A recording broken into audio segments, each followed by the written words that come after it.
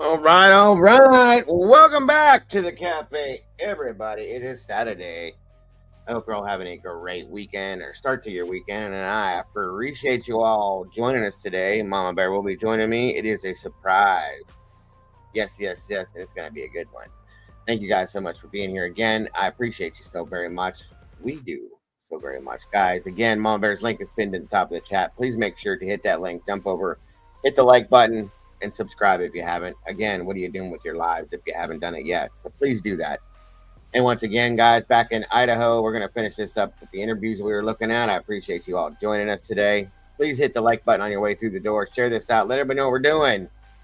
Well, I believe at this point you guys know the rest. So here it goes.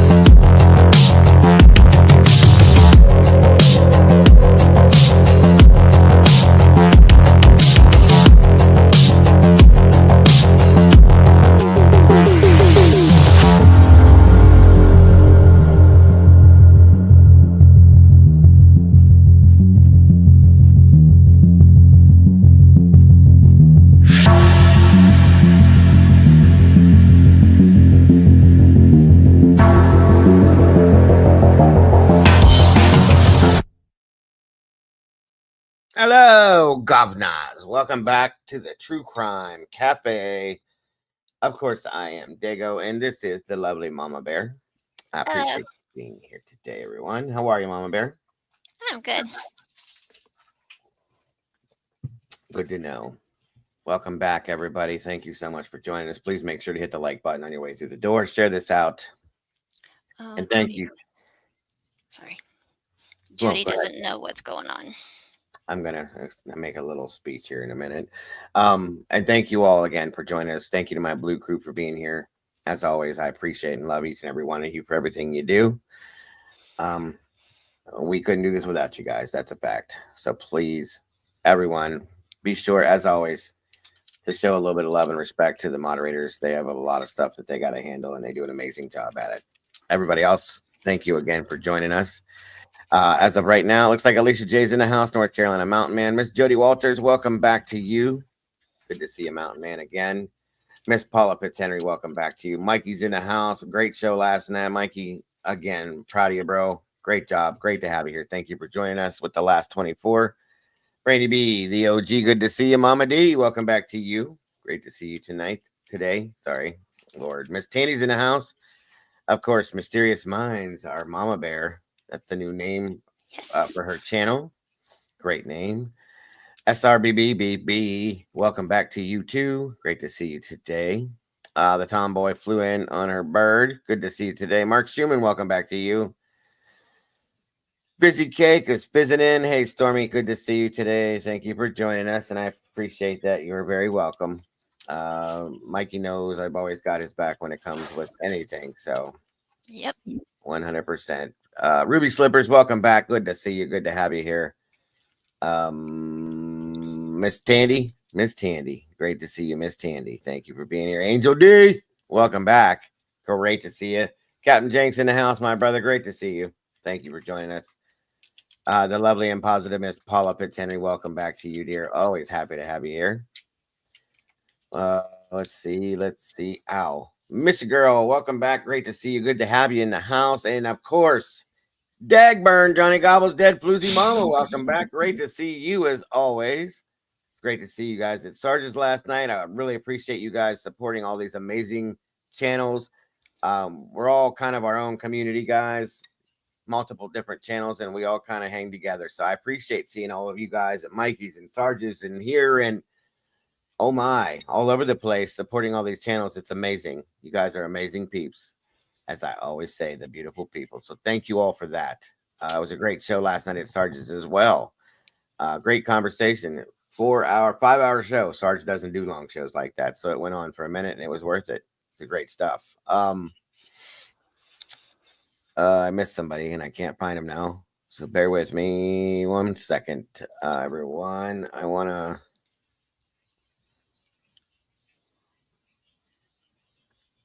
What did I do? Oh, you're fine. Ignore me. I'm just. No, Hello, I'm me, myself, and I. me. My oh, you got my link from last night. We met. I met me, myself, and I last night at Sarge's. Asked if I had a channel, and thank you. Appreciate you being here. That's the way it works, guys. Meet new people every which way you go. Great people too. And Seb Muse, welcome. Looks like Yeah, they've been around, but they've not caught a live till now.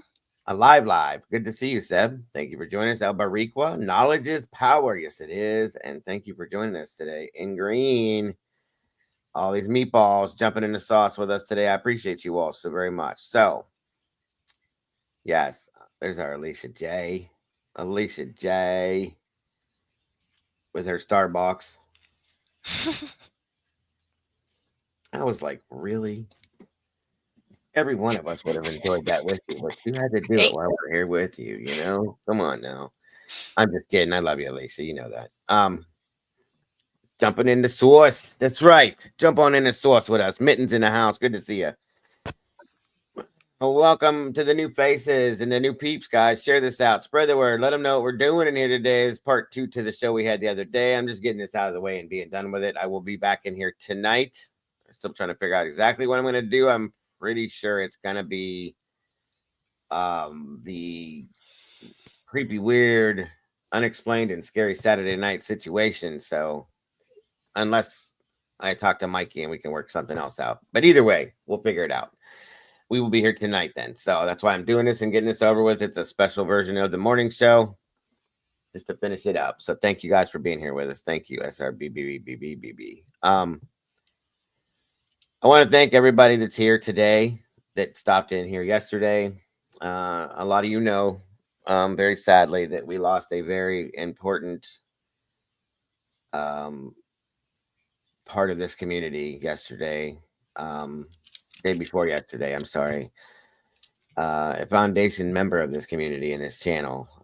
This person, she, this channel wouldn't exist if it weren't for her, in my opinion. I think Mama Bear probably would agree. I agree. And a lot of us wouldn't exist in here as YouTubers and people in this community if it wasn't for this person. So, Wisdom Speaks, unfortunately, we found out yesterday, passed away Thursday morning. So, for those of you that didn't know that, um, that is why yesterday was kind of a blitz and a bit of a mess. And again, it's just a very rough day for all of us in this community, and especially the people on this team that were very close to her. So we're still kind of pushing through the shock of that. But one thing about Wisdom is that she always, in her own words, I could almost tell you, would say, "Y'all stop making a fuss over me and do your thing."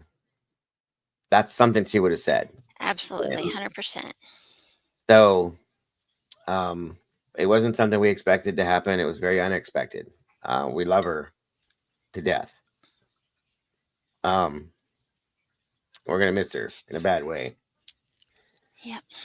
But as like I said, she would want we have to push forward and continue doing what we do because that's what she would want. So she's always going to be a part of this. Damn it. And a part of us. Um, she'll never be gone as far as I'm concerned. Nope. So, for those of you that weren't here and didn't hear that yesterday, um, that's what has happened. It's very sad, unexpected, and just a horrible thing.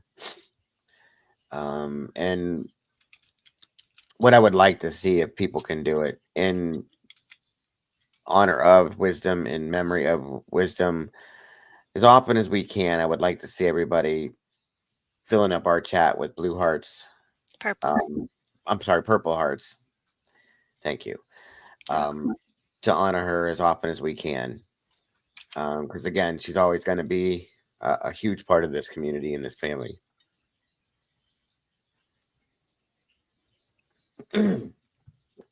So thank you all for your support that were here yesterday that knew about this and for supporting us all as we have gone through this.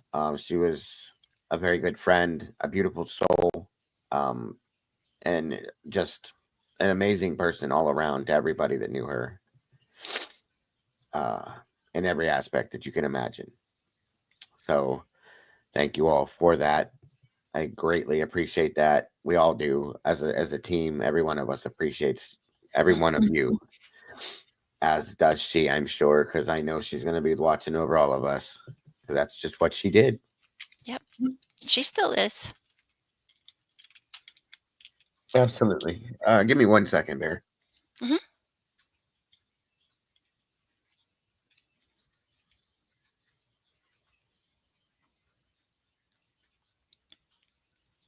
Hello, everyone. Thanks for being here.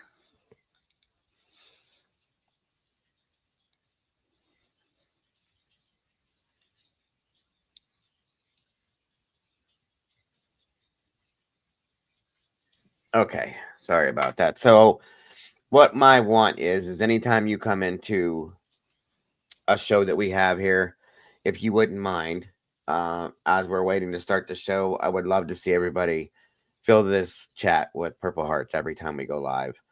That will put her here with us, as she always will be, but that'll put her here with us in my mind every time we're live, and that's important to me. So that's what I'm asking if everybody can. Raquel, well, welcome back. Thank you for joining us, Yvonne. Who exactly, Alicia? Um, she was an amazing person. She really was. Albariqua, I think I've caught everybody. T2014, Cloudy Outcome. Wonderful to see you. I swear, Cloudy, did you change your name? I swear the avatar, you're somebody else at one point. Captain Jenks, good to see you. Busy Cake, you as well. And I also want to thank something happened yesterday, and I'm not surprised at it because there are a lot of amazing people on YouTube, folks. This, whether people want to believe it or not, and people want to admit to it or not, this community in general, the whole community of YouTube, there's a lot of really good people here. And as I try to prove to you guys on a regular basis, that there's a lot of good out there still and a lot of good people still out there. Thank you, Joey, so much. And welcome back, sir. So, Rosie West, good to see you as well. That is a fact. She could get down with that mic. Yes. She ain't lying. She was good at it too. So fun. Thank you, Eddie. Good to see you, buddy. Um, oh shit, what was I gonna say? What did I start saying, Mama Bear? Mm, I'm not sure. Remember. Sorry. I was looking at the chat. Oh, you're good. Oh shit. I lost my complete train of thought.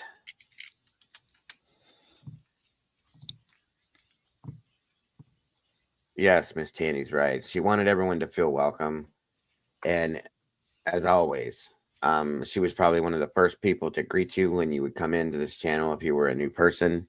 She always wanted you to feel at home, as if this was your home, as always. And that's how she created this, helped to create this platform to be this way. So, like Candy says, the Blue Crew wants everyone to feel welcome and safe coming here as well. Very true. Thank you for that. Daniela, welcome back. And thank you, Miss Tandy. The cat's meow. Hello and welcome. Um,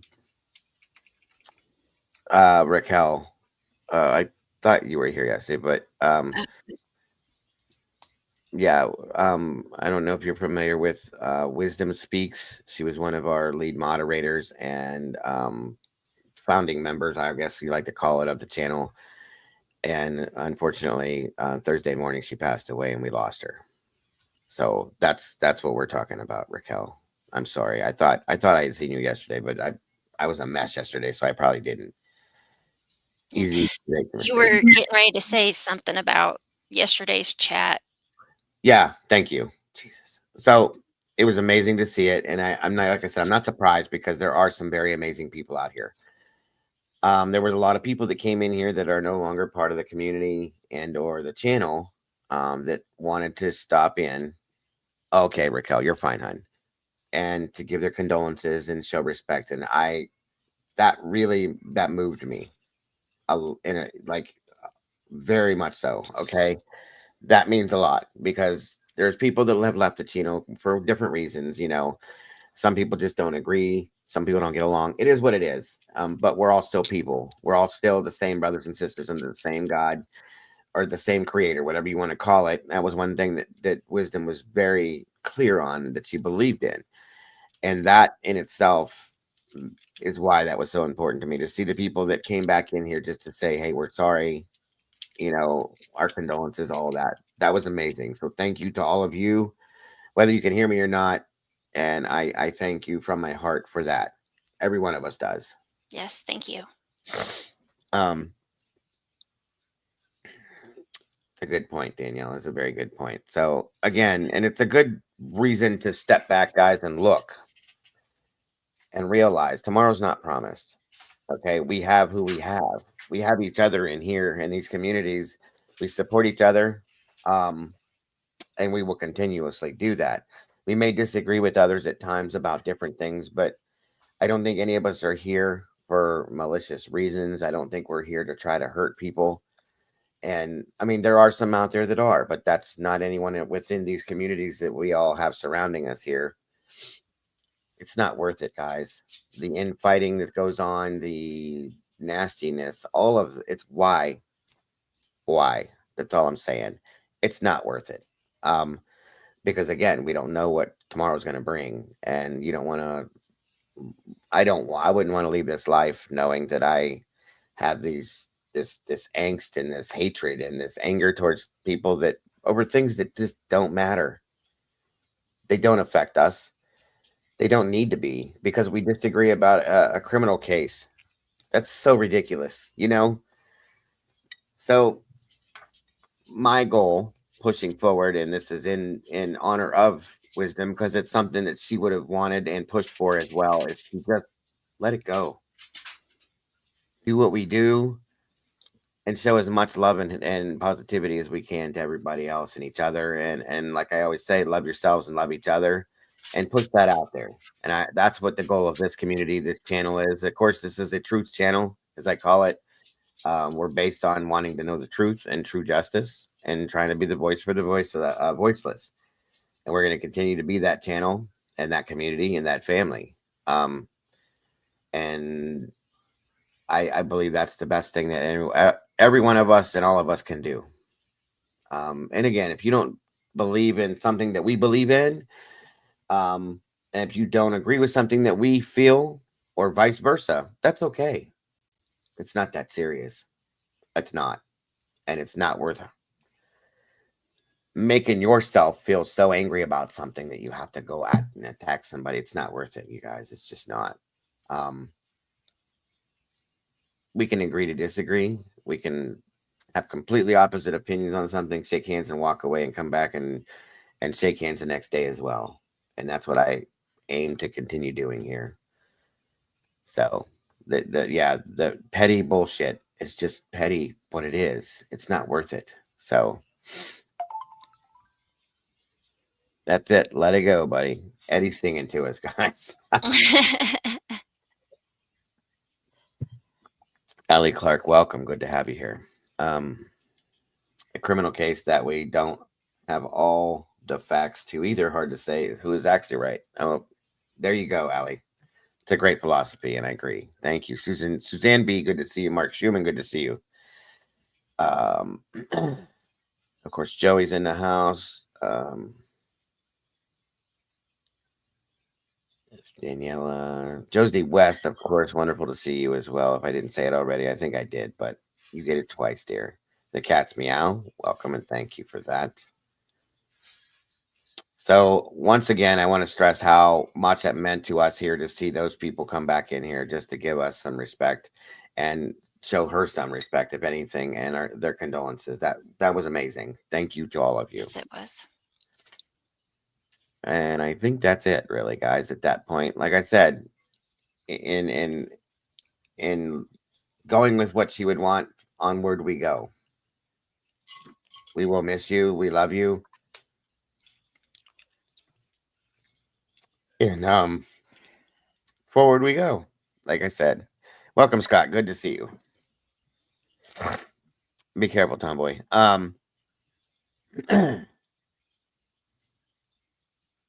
Absolutely, Miss Josie. Absolutely. That's right, Yvonne. Discussing one is one thing, but attacking is not okay because it doesn't. There, I don't get it.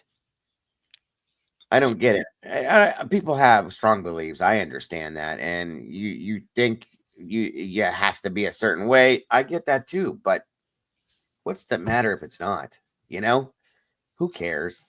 Truly, we're not going to affect it. Nothing that comes from it's going to affect us. I have my principles and my morals and things I believe in and stand by, and it is what it is. But it's not enough to make me want to be so mean to somebody. I'll never get that. That's all. So it's just not worth it. Let's try not to be that. Not that we are. I'm just saying, you know, it's just not worth it. That's all I'm saying. So welcome to the new people. Again, wonderful to see you all. We're still growing every day, and I love it.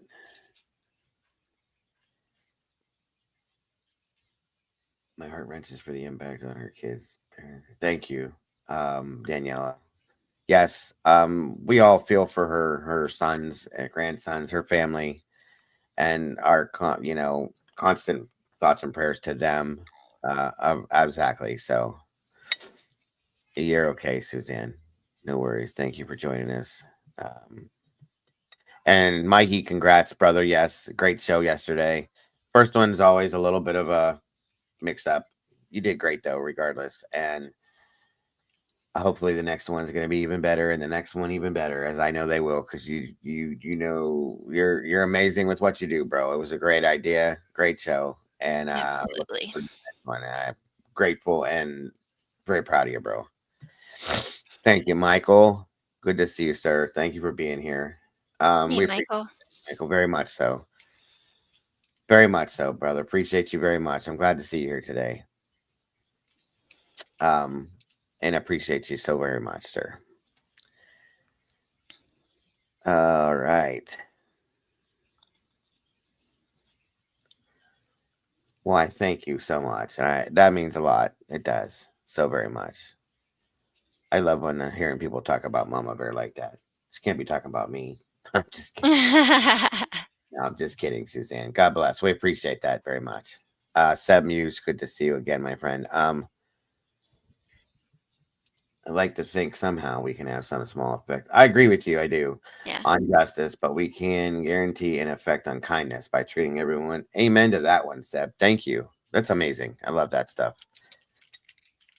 Yeah, guys, I'm a little bit of a mushy person. I wear my heart on my sleeve, but I'm real, folks. Absolutely. What you see is what you get in or out of YouTube, and that's never going to change. So that's the best way to be, in my opinion. Yeah, it makes it different, Danielle. It does. Very much so. She's a beautiful person inside and out, all the way around. Um, as everybody could see, I posted those pictures and stuff. That's about as close to the one picture is very much just an exact likeness of her. So I am me. Hello. Thank you for joining us. The link? Which link are you talking about, I am me? For Mikey. Oh, yeah. Let's drop Mikey's link in here. Thank you so much, Suzanne. And again, we can we can drop Wisdom's link to her channel in here too. If anybody would like to go to her channel to leave a statement on her community page or something like that, it would be very welcomed, I'm sure. Yes, she did, Michael. She was very good at welcoming everybody that comes in here. She loved doing it. I know that much. There's Mikey's link right there. Thank you, Elisa. Guys, go check it out. The last 24. It's going to get better and better every week. I can promise you.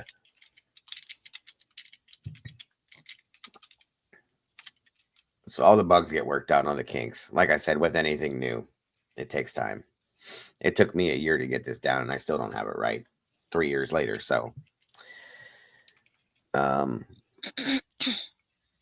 think I got everybody that came in. I am me. Good to see you. Lori Chavez, welcome. Good to have you here.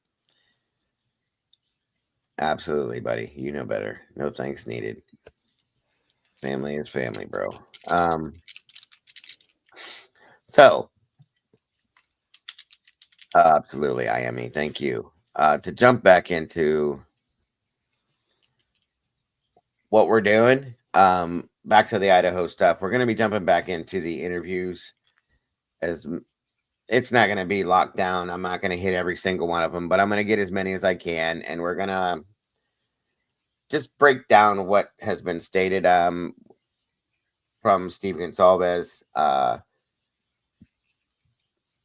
as from way back then. We got up through December, the beginning of December. I'm going to go forward from there to about now and see what we come up with, guys, and just kind of break them down, analyze, and review them and see what we come up with this. 105 people in this house right now with 50 likes, guys. Let's see if we can make that match. I know you guys can do better than that. If nothing else, like it for Mama Bear or pretend like you like me. One of the two. Mr. Jesse Scholl's in the house. I was wondering if he was coming today, buddy. I hope you're feeling better. Maybe you join us today.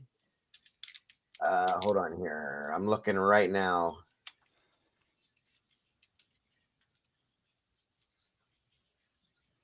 One second, Jesse. Yes, ma'am. What are you going to When say? you get a second, look in the back chat, please. Yes, ma'am. I will do that.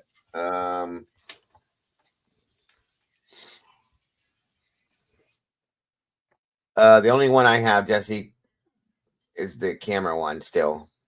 I don't see anything new yet.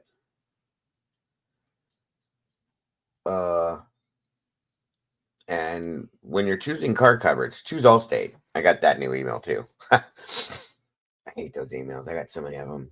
Yeah, I don't think it came through yet, bud.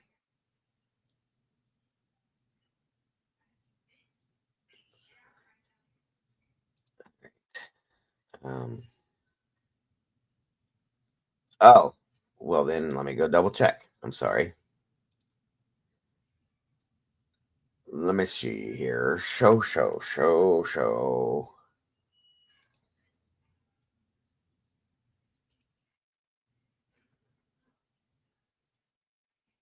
Um,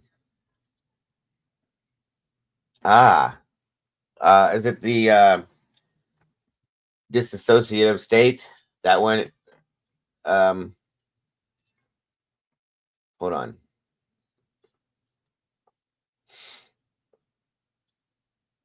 That might be interesting, Jesse.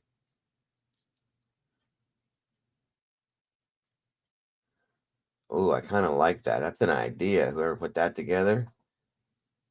Yes, that's awesome. We may just use that. Is that if that's what it is, bud? Then yes, thank you. And that's a good idea.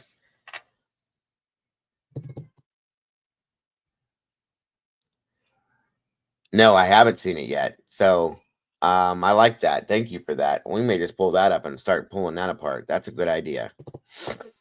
Whoever put that together was a genius. Hey, Kim, welcome back today. Great to see you.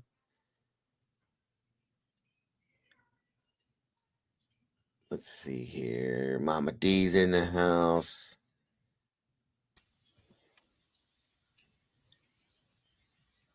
Yikes, Jody.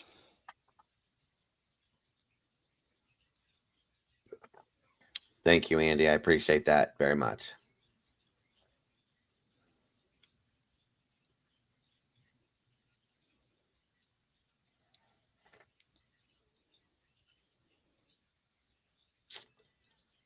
Last night we had a drug-related shooting. The shooters, good Lord, Please be safe, Miss Jody. Please. Mm-hmm.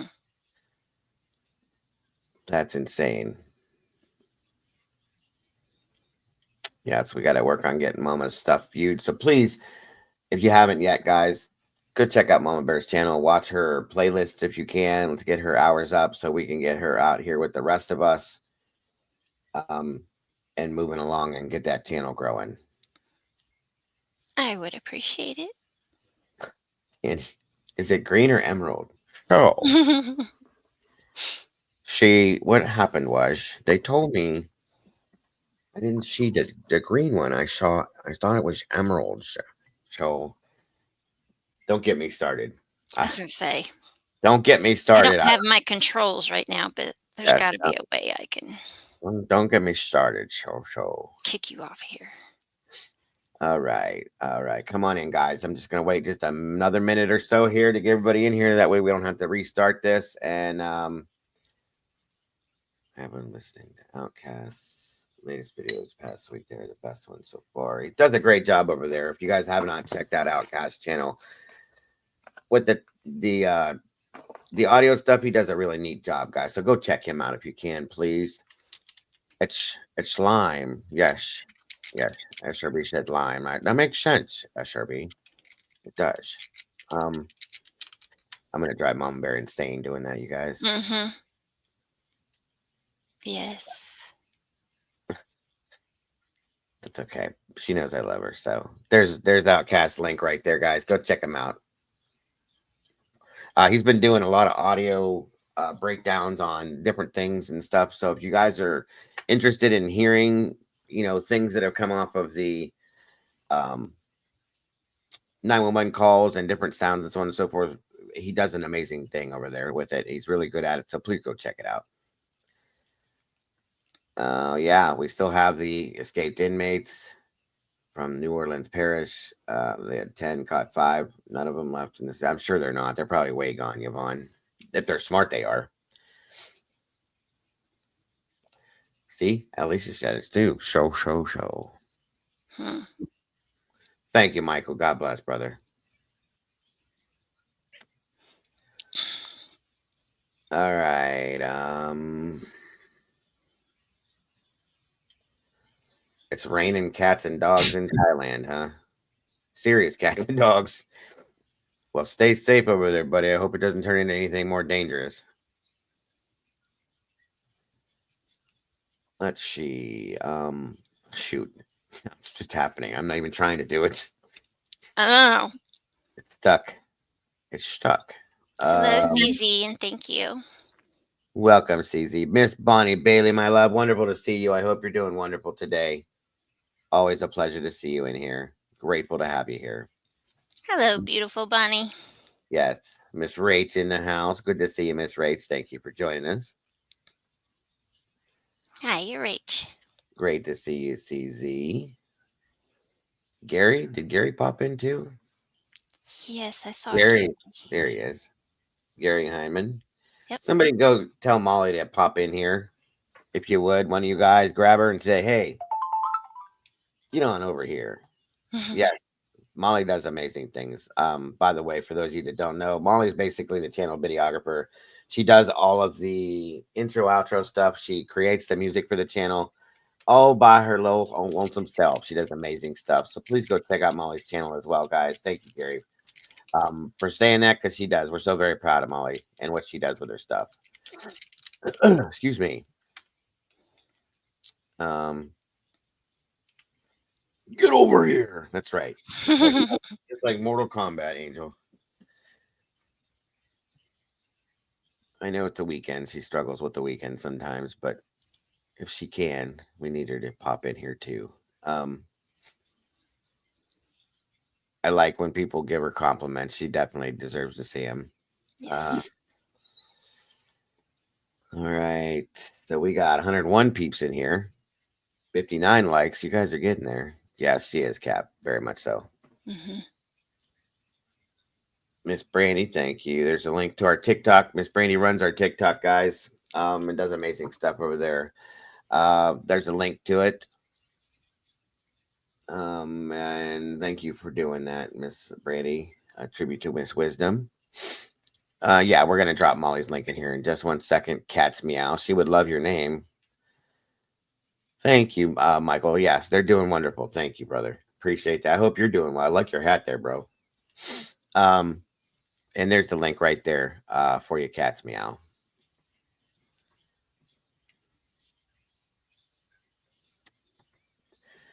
Molly, Molly. Good golly. It is, well, it's one something. She should be up by now.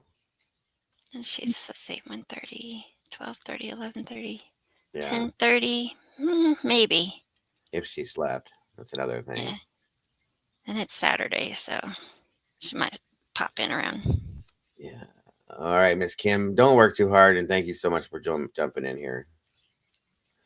Better than Praline Queen, right? Yeah. Sure thing. Um, my typing is terrible. I still need to. Yes, I'm with you on that one, Yvonne. So do I. So I think I'm gonna pull this up here. I'm gonna put the link in the chat here and pin that. And I want to use this thing that Jesse sent me because it seems easier. Actually, we just watched. I just showed the video. Mama Bear found it of my son graduating. He just did it this last weekend. He did it. He's out. Yep, He made it. CZ. Another one of our awesome teachers, Miss CZ, Miss Jody, and Miss Tandy. We love our teachers in here because we would be nowhere without them. So definitely. thank you for what you do. Very much appreciated. But yeah, he did it. He graduated. So thank you for asking, CZ. He did amazing. Very proud of him. Okay. Let's see here.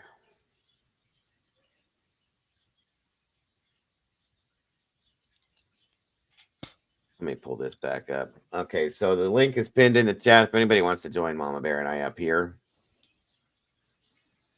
There's enough room. And I promise I don't smell. Really now.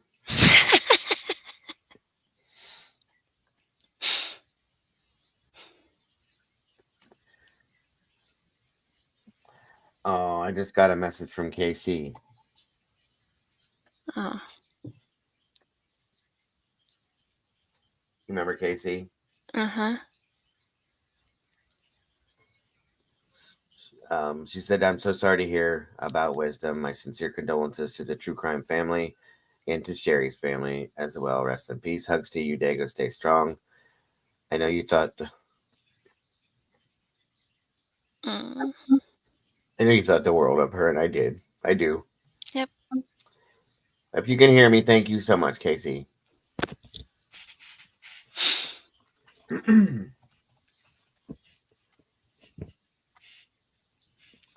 Yep. Cajun Casey.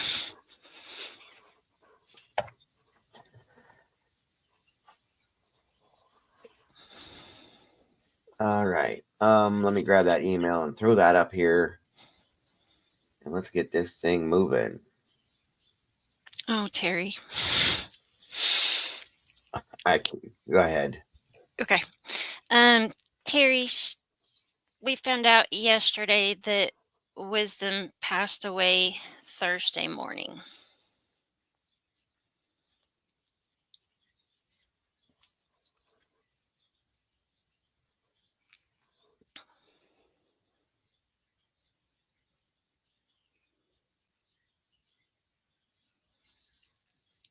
And so we've all just kind of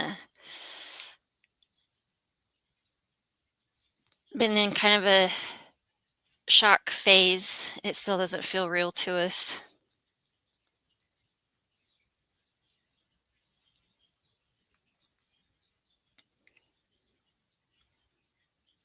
Thank you, Josie. Thank you, Josie, darling. I appreciate that very much. Allie Clark, welcome and thank you again. Terry, good to see you, dear. Thank you for joining us. Yes, they do, Fizzy. Teachers deserve a hell of a lot more than they get. Mm-hmm. Get enough. They don't get enough praise, and that's why I say that every time I see them in here. I try to. Welcome, Meg. Michael.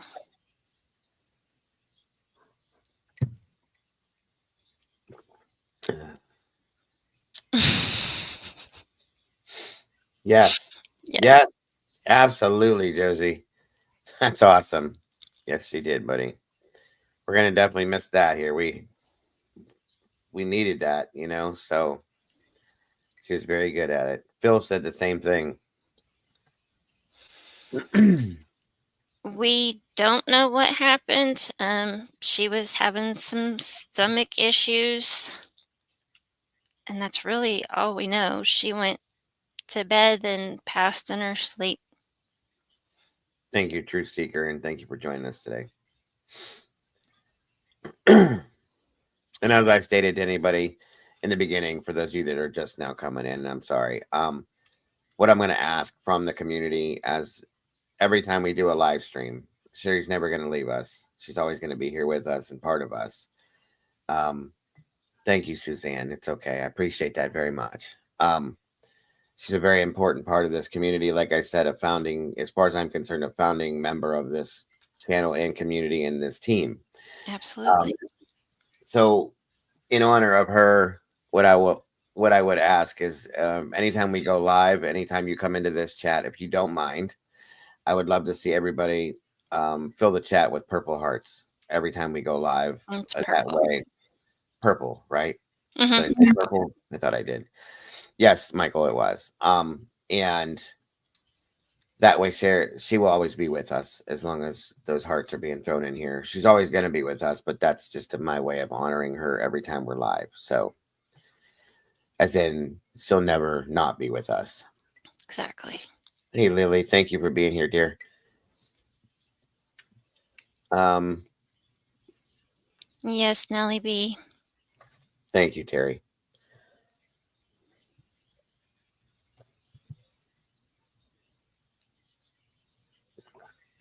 Oh, you're okay, cat's meow. It's okay. You're quite Yeah, you're our brains are still foggy, so purple is was her one of yeah. her favorite colors. So yeah, that's why I chose that one. Um,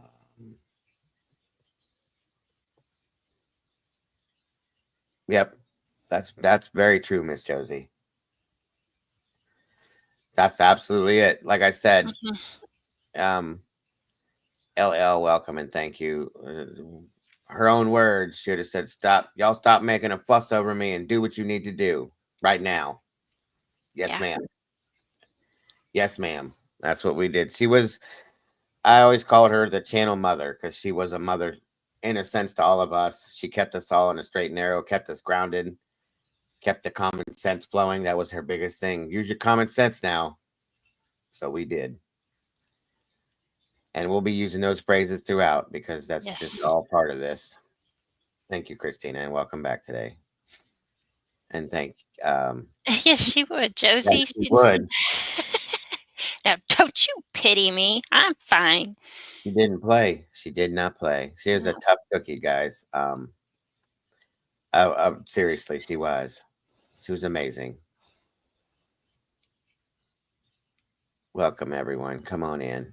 Grab a seat. Agreed, Nelly. Thank you for that.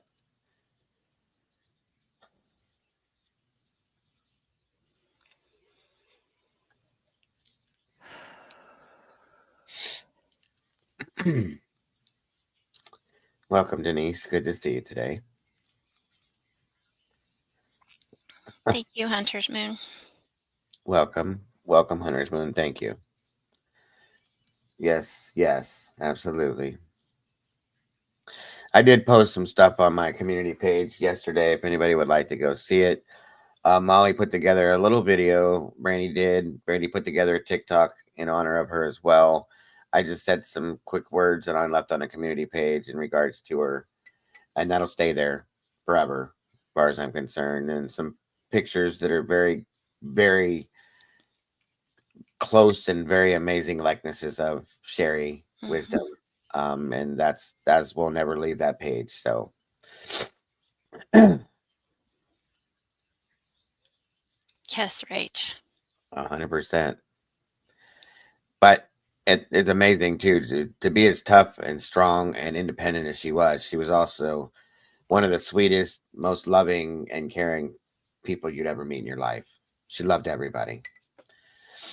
and she saw the good in everybody, or she tried to. Um, so Yeah, and if anyone, either Dago's community page, or I also have a post on my community page. If you guys ever want to like share funny stories or memories or anything please do. of Sherry or wisdom on those, please do so. Yes, Michael, she does. She knows.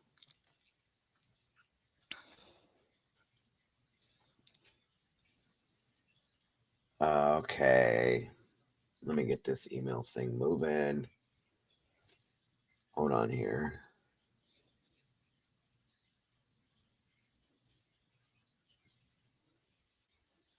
Hey, Kel Kel, thank you. I hope you have a good weekend too, hon. Oh, is she here? Yeah, she just popped in. Oh, hey, Kelly.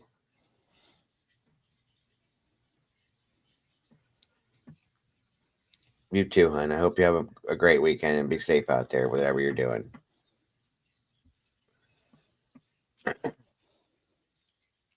Okay. So that's up there. Let me see here. Show. Yes. That was actually something she would say that all the time, Yvonne. Common sense seems to be in short supply these days. Mm-hmm. Use y'all's common sense.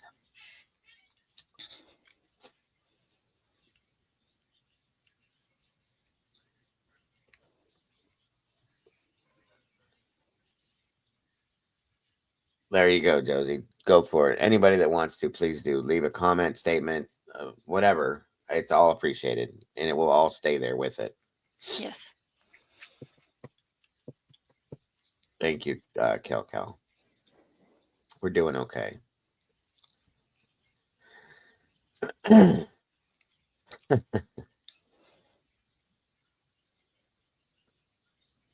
another thing too. Is she loved her kids too.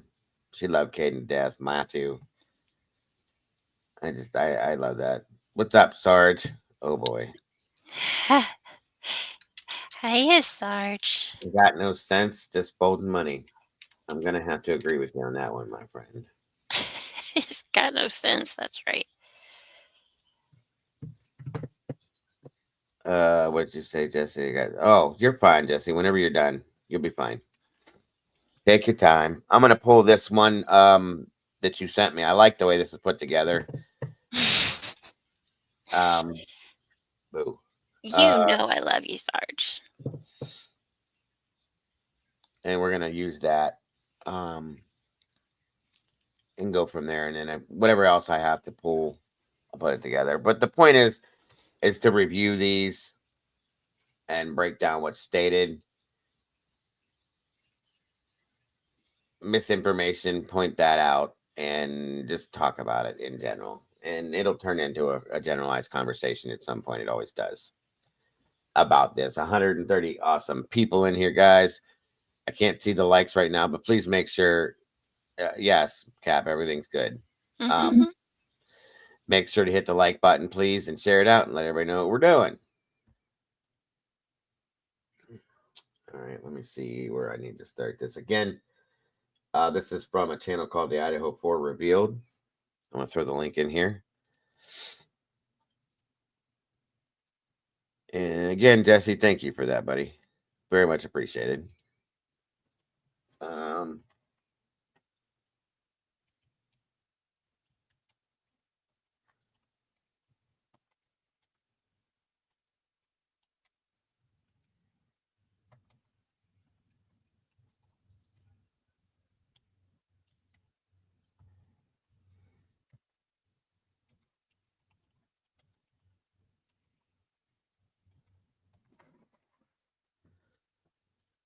there we go. Okay, so that works.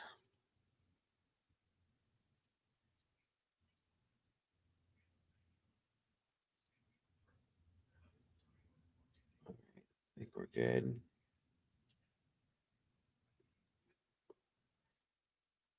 James Moen, hello and welcome, and thank you for that.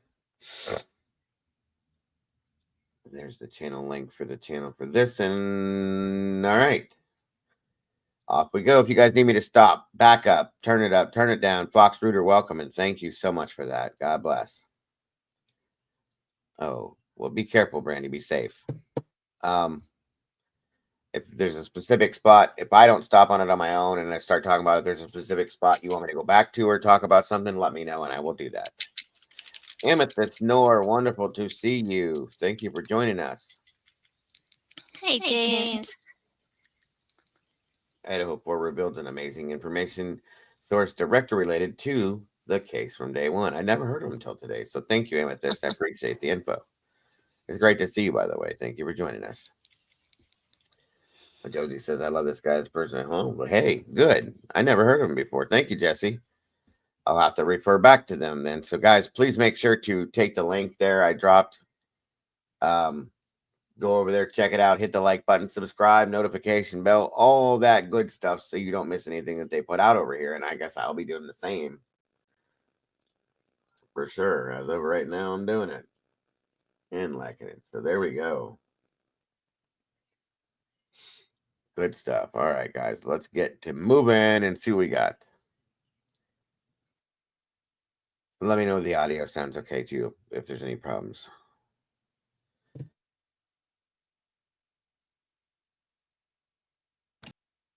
Is this? This is Ozarks. Yeah, I'm like, wait. Yeah, I was like, what the hell? I love this show. Too bad it's over. But Yeah. why is it?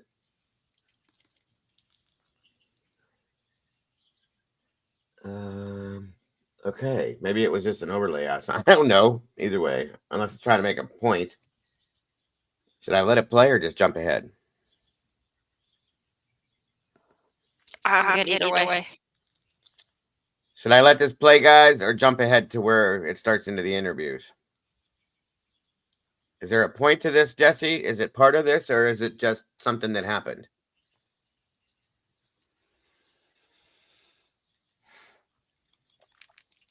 Oh. Hey, Jacqueline. Okay. Well, I'll just let it roll then and see if we can see the match or the parallel. Yeah, because he has a video. What? Everybody says jump ahead. Okay. I got you then.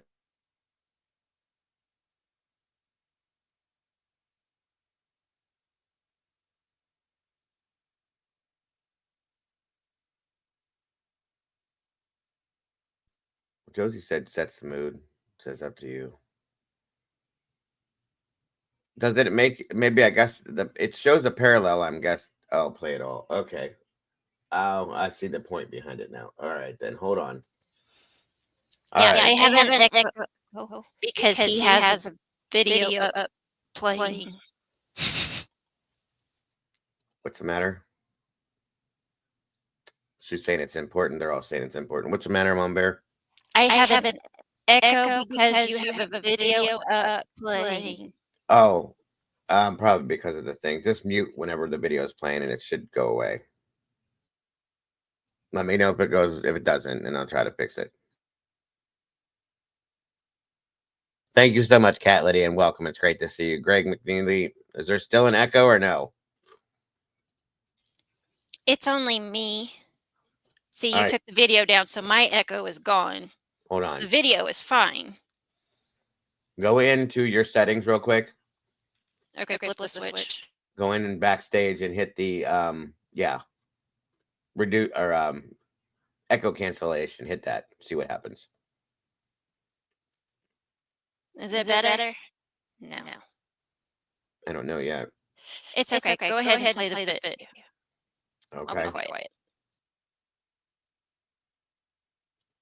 They said it's still echoing. It's just me, not the video. Right, but it's still echoing through them. Hold on, let's try something here and see if this changes it. They find the other accounts. I still. Alicia said no, it's not. All right, let's see. Angel, this is a video of the Gonzalez interviews. This is just a lead into it because they're comparing it to the TV show The Ozarks, what happened in Idaho. That's all.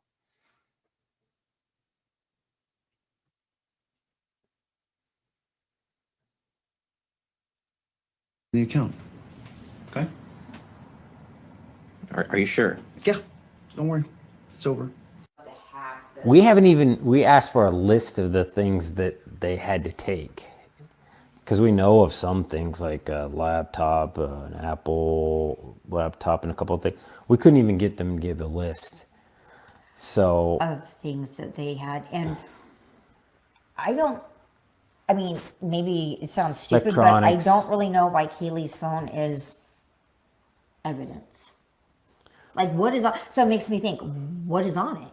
yeah, that makes you go cuckoo. Yeah. I mean, I'm like, okay, what is on it? Her speaker, it's kind of unusual item not to give back. The laptops, multiple laptops, not just one. All electronics, it seems like they've kept of hers. Okay, what's the matter, Fizzy? You need me to back up? I don't remember, Jesse. It's been so long since I watched this. It was a great show, though.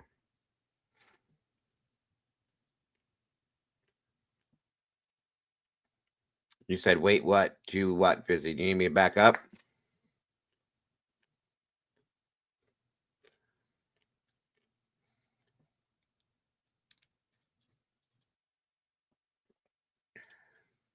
Yes, no. All right, I'll do it anyway since, hold on, it's not very much, so.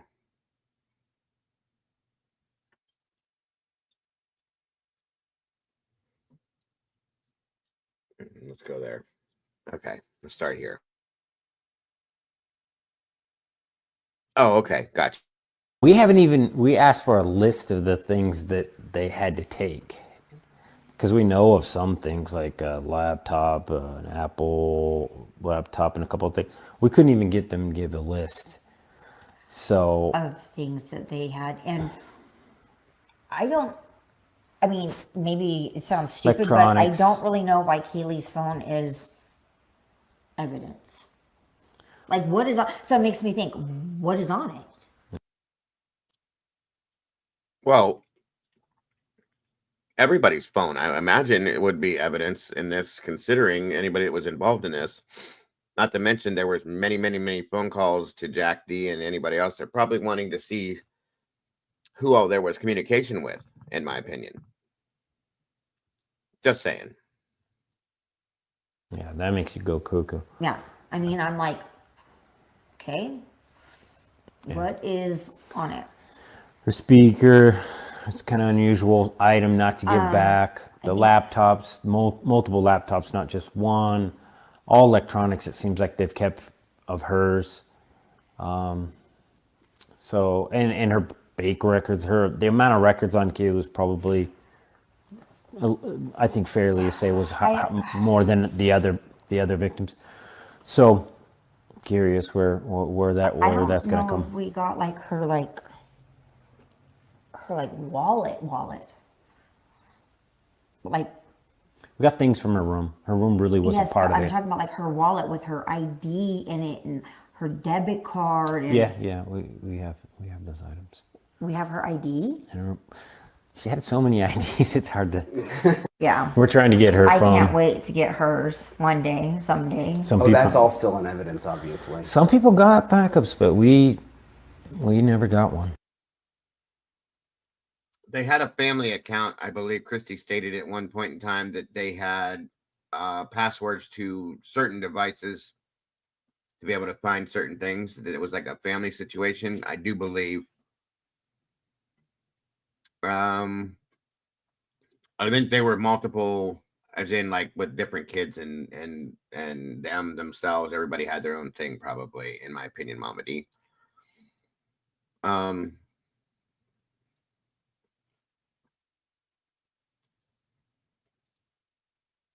The Live 360. Good to see you, CH. Thank you.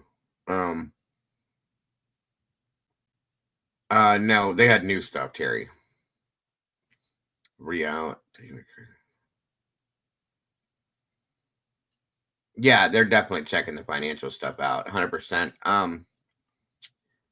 And they're probably going through all of Kaylee's stuff especially electronics, to make sure there's nobody to check to see if there was somebody stalking her, whatever it was, any kind of communications you would have had with anybody that could have related to this, in my opinion. That's what I would guess. Let's see here.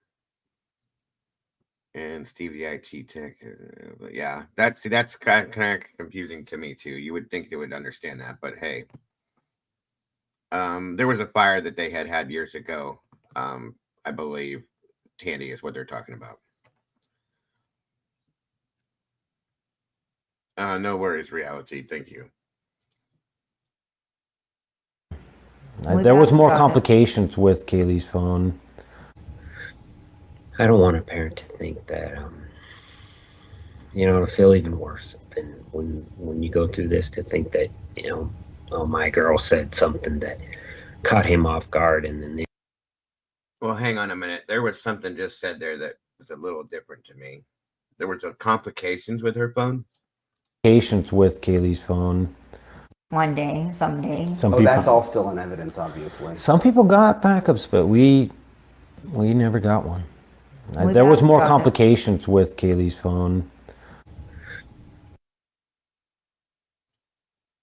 I wonder what that means by complications. That's interesting.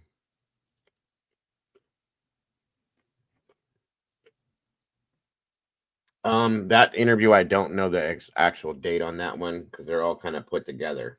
I'd have to look that one up, which I can do that at a later time for sure.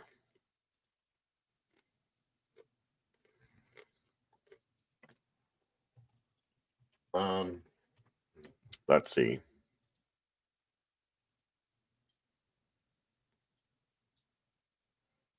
All right. I don't want a parent to think that, to feel even worse than when you go through this, to think that, oh, my girl said something that caught him off guard, and then these other people are just a part of it. That's a cancer inside you. Including the new There are no stupid questions, dear. The stupidest question is the one you don't ask, so don't ever worry about that here, ever. Range Rover Kaylee Gonzalez had purchased just 2 days before her murder. Kaylee was just home, and she was talking about her car, that she was pretty excited. Kaylee's father, Steve, fears that instead of evidence mounting, it's questions. Mainly, who did this, why, and who was the target. Do you think that Kaylee specifically was targeted? It's a fear of mine. It's a fear that when you have something like this happen, the last thing you want to do is hurt the other family, and you don't want to have any kind of responsibility for those people to feel like they were just casualties.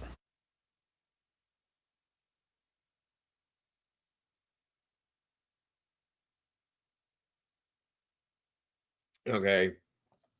Do you think that Kaylee was specifically targeted? Steve says it's a fear that when you have something like this happen, the last thing you want to do is hurt the other family. And you don't want to have any responsibility. Huh. That's different. Okay. Yes, Miss Tandy.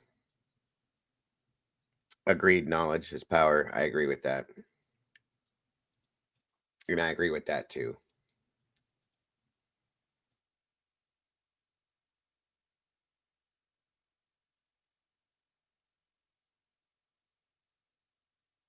Okay, here we go. Sorry, guys. In terms of what you understood about your sister's life, was there any threat that she had ever had? Was there anybody who was coming after her on social media? Did she have a past, a problem with a boyfriend or a friend? Anything to inform why somebody would do something so violent to her, her friend, her other roommate, and her boyfriend? Absolutely, there's nothing. Investigators telling ABC News Kaylee made several comments to friends and family about a possible stalker. I mean, did she ever talk to you about a potential stalker or somebody that made her uncomfortable? She did.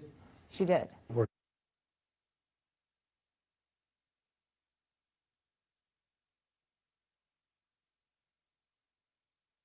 Why would police have a problem with people knowing that Steve had been to 1122 King Road? Good question.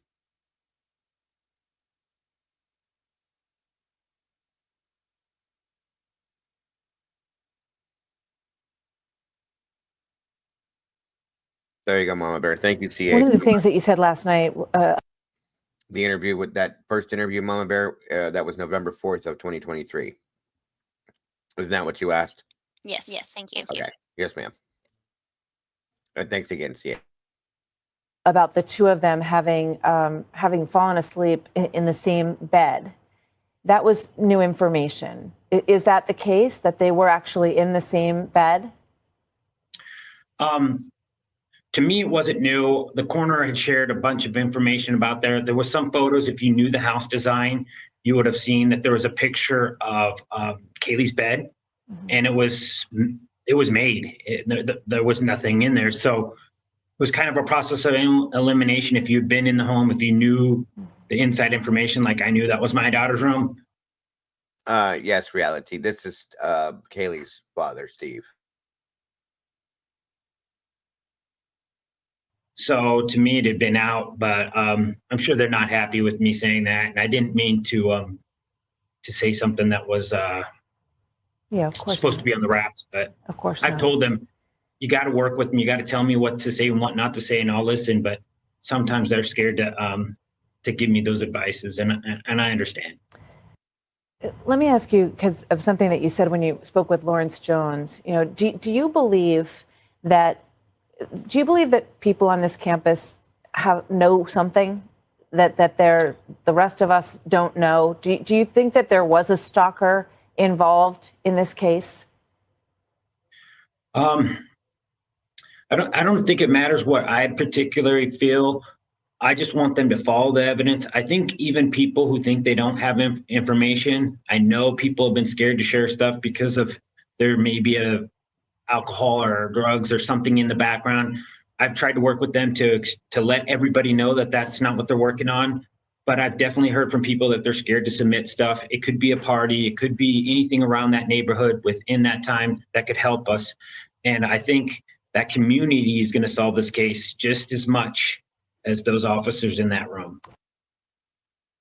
See, that statement bothers me a little bit. It's been stated more than once, even by him, that there are people that are afraid to discuss things or put things out, and he thinks it's due to drugs and alcohol. I don't think it is. I think there's other things that relate to that. It could be partially, but I think there's other things that relate to that in some senses, in my opinion. Just saying. I have leaked footage. I've seen things that they may have not seen. Something that's not there might tell. Hold on, did you hear that? Footage. I've seen things that they may, and I think that community is going to solve this case just as much as those officers in that room. I have leaked footage. I've He just clearly stated that he has leaked footage. Wow. Okay. seen things that they may have not seen. Something that's not there might tell us just as much as something that is there. And so it might not have to be a person walking by or a speeding car or, whatever it is. If there's nothing in the video, we also want to know about that. And that could help us paint that picture. I have leaked footage. I've seen things that they may have not seen. I know for a fact the path that this white salon, this. Okay, all right, hell yeah. I was like, is that a secret move? I don't know about. I just love cilantro. Okay, fair. All right, very fair. I get it. Eddie says that first interview was the 1 year interview since the date of the homicide. It was conducted 12. Yeah. Yes, I think that was put in here. Thank you, Eddie. This one here is interesting. I never heard him say that before. That's wild. Okay. First question is always just how are you and your family doing? Well, it's a bit of a narrative change. You go from hunting, looking, poking, like you always see these shows where it's somebody that you know, somebody close, somebody you trust. The significance of the moth is change. Caterpillar into chrysalis or pupa, and from thence into beauty. Our belly wants to change too.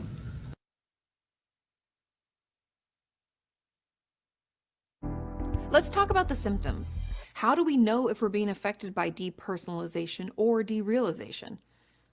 The Mayo Clinic lists the symptoms of depersonalization as feeling outside of yourself, like you're watching your thoughts or feelings or even your own body parts, almost like you're floating in the air above yourself. It just seemed like you're watching their lives as it was just part of your life, and then you know what it ends, you know how it ends, and you're just like, there's to know that he knew what he had planned, his plan, he was planning it out right then and there. As they were eating, he was planning on their murder.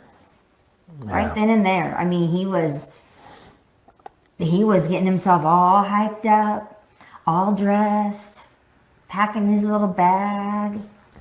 And our children know.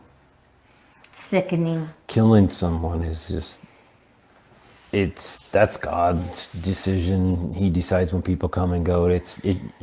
You've got to be you got to be careful when you decide that. I know it's somebody's job. Next, you can have the sensation that you are a robot. Welcome, Sarah. Thank you for joining us. Need some Z's. Good to see you. Defamatory. Okay. Paul is thinking this was a jealousy thing between Emma Bailey, Ashlyn, whatever against you. Oh, okay. Interesting. In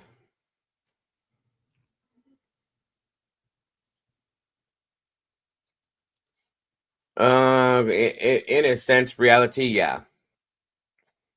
In a sense. Yeah. Right, Eddie, right.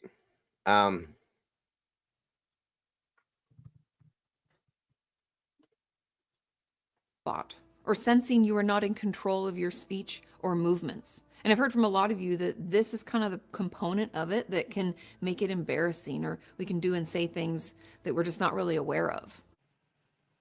We've been sitting on this one a little while. I'm glad. I mean, I'm black and I'm proud. Third, you can have a feeling like your body parts are distorted, bigger or smaller than they are. Or a sensation that your head is like wrapped in cotton. You can have a physical or emotional numbness. And when it comes to memories, you may have the sense that the emotion associated with that memory has been sucked right out of it. Or even a feeling like they aren't your memories, like you're watching someone else's life. I'm joined now by Steve Gonzalez. He lost his daughter, Kaylee, that tragic morning. Steve, I know that mercifully that the authorities gave you that tape before the rest of us. You've had some time.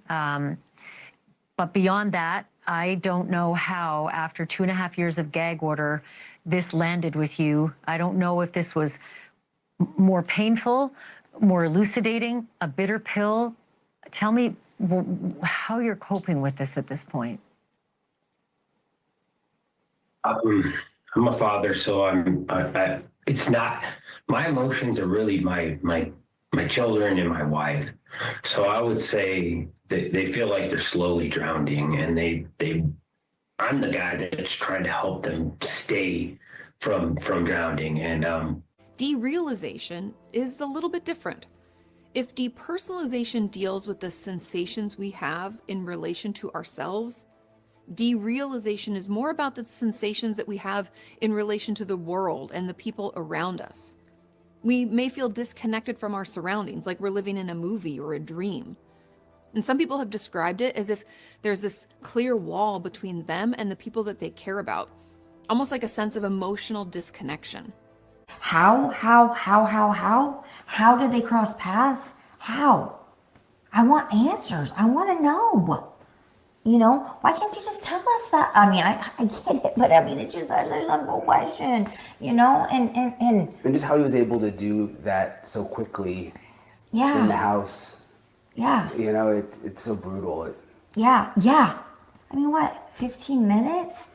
404 to 417 or something? And people say, oh, it's not possible, it's not possible. Yeah, it is. He was on a mission. I think they'll He redo was those on a steps. mission. He went boom, boom, boom, boom, boom, straight Yeah, upstairs. and adrenaline, and you know. And it's both victims are right next to I each mean, other. sit for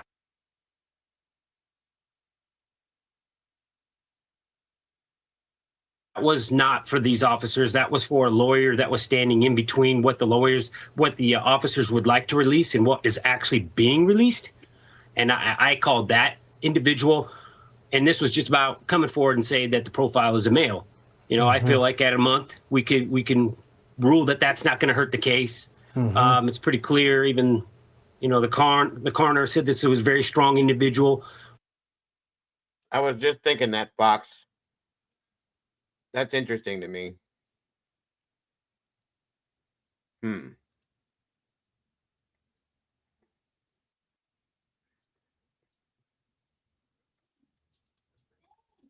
Yeah, I see what you're saying, Gaia.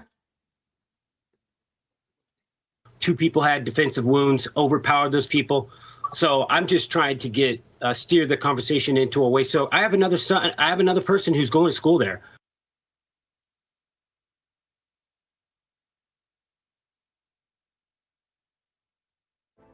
And surroundings can appear different too, distorted, blurry, or gray, or artificial in some way. You might experience a shift in your relationship with time. Events that happened recently may feel like they were years ago. Also, objects around you may seem distorted as well. Like they can be further away or closer, or their size and shape is altered. crazy to me because I remember exactly where I was, what I was doing, what we were talking about. Me and Steven were out when she sent me that picture, and I would have never known that Kaylee would be dead in 12 hours from that picture. And Maddie, never. Both of them laughing their butts off. Yeah, most parents don't get, for better. Honestly, LL, I was told that that's why when he said that he leaked footage, I was told when Linda Ling came out that it did come from him. There's never anything been able to prove that, but it was brought out many a times that it came from him initially. So I don't know. It could be, who knows? But what's the reason why though? There's the thing. That's what I never did understand. If that was true. So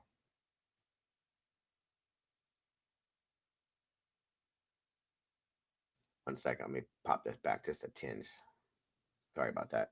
Me and Steven were out when she sent me that picture, and I would have never known that Kaylee would be dead in 12 hours from that picture. And Maddie, never. I believe they're talking about the picture that Kaylee took about with all of them together standing there in that picture. I think that's the one they're talking about.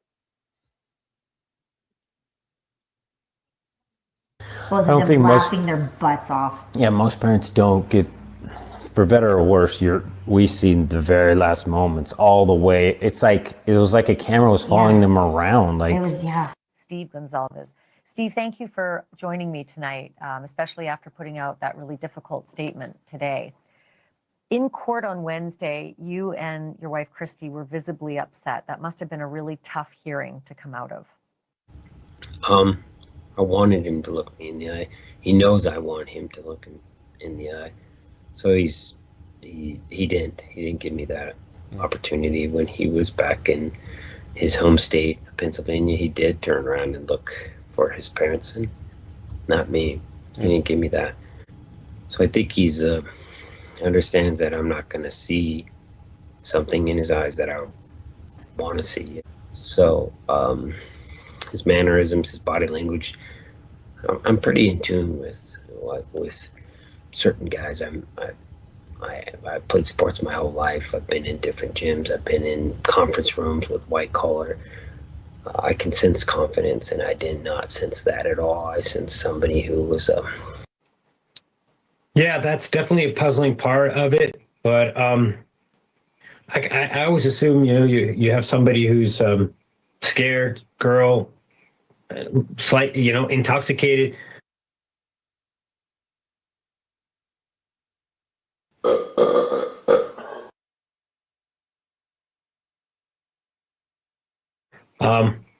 My own daughter, when my son was playing a prank on her, acting like he was being attacked, him and his mom, Kaylee ran upstairs and hid under the bed and called me at work. So when people are scared, they're young. They don't think the same way as a grown adult does, and I think they were just thinking that something bad had happened, but they didn't want to believe it. They weren't really prepared to mentally accept what was happening, and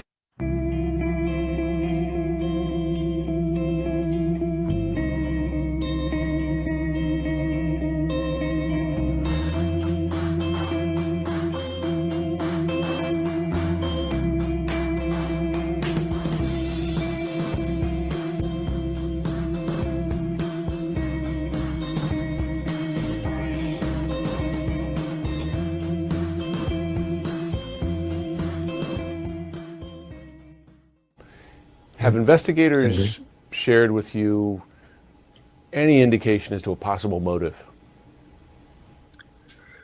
No, we haven't got down that. I know that I'm supposed to be doing an interview with them.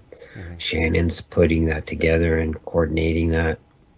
So that may be something that comes up, but they're very careful, and I've told them, don't tell me something that puts me in a situation where I might disclose something. And when you walk out of this room today, if George is dead somewhere and we find George's body and we determine that, or a medical examiner reviews, checks the body and determines that George has died of a homicide, I wish I would stop saying he's dead. I'm not saying that he is dead. I'm saying if all this happens, Detective Roberts doesn't believe that. He thinks this was your idea, this was your plan, this is what you wanted to happen. I don't think that's the case. I think you're upset because you didn't want this to happen. I think somewhere in your heart, you liked George, you cared for him, y'all might have had differences, y'all may have argued, but y'all were still, at some point in time, friends. But the only way to get that weight off your chest and to give a reasonable explanation as to how this all happened is if you talk to me, okay? I don't know anything. Stephen, I'm telling you. I don't know nothing. The only way to avoid that is for you to tell us what happened. I don't know what happened, and I don't know Stephen, nothing. I don't know anything. Stop. Okay. You can sit here and you can try and I'm done with that shit, man. You can try and convince yourself of that all day long. I'm done with that shit. I'm tired of arguing with y'all motherfuckers, man. I'm not This shit is arguing with fucking stupid, man. Y'all are trying to railroad me because I fucking use his car? No, we're not trying to railroad This you shit's because you stupid. used his car. He vents, rants, whines, and then calmly chomps a candy bar. I don't think you ever intended for anything like this to happen.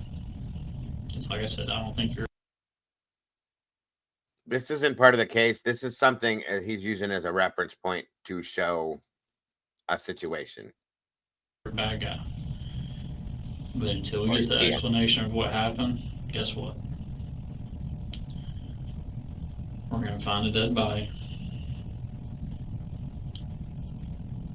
We're going to have a medical examiner tell us that it was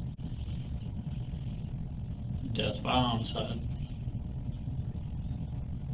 And since you haven't told us anything about what happened, it's going to come back to you. And when it hits the newspaper, and believe me, it will. If it doesn't hit a fucking Dateline NBC, this don't end up on 48 Hours, if it don't end up on Cold Case Files, if it don't end up on every news network across the country, I'll be a surprised man. And guess what? Your picture will be posted on that newspaper. It will be posted on that video. It will be posted everywhere. And they're going to say, Stephen was a cold-blooded killer. And He lied to the police.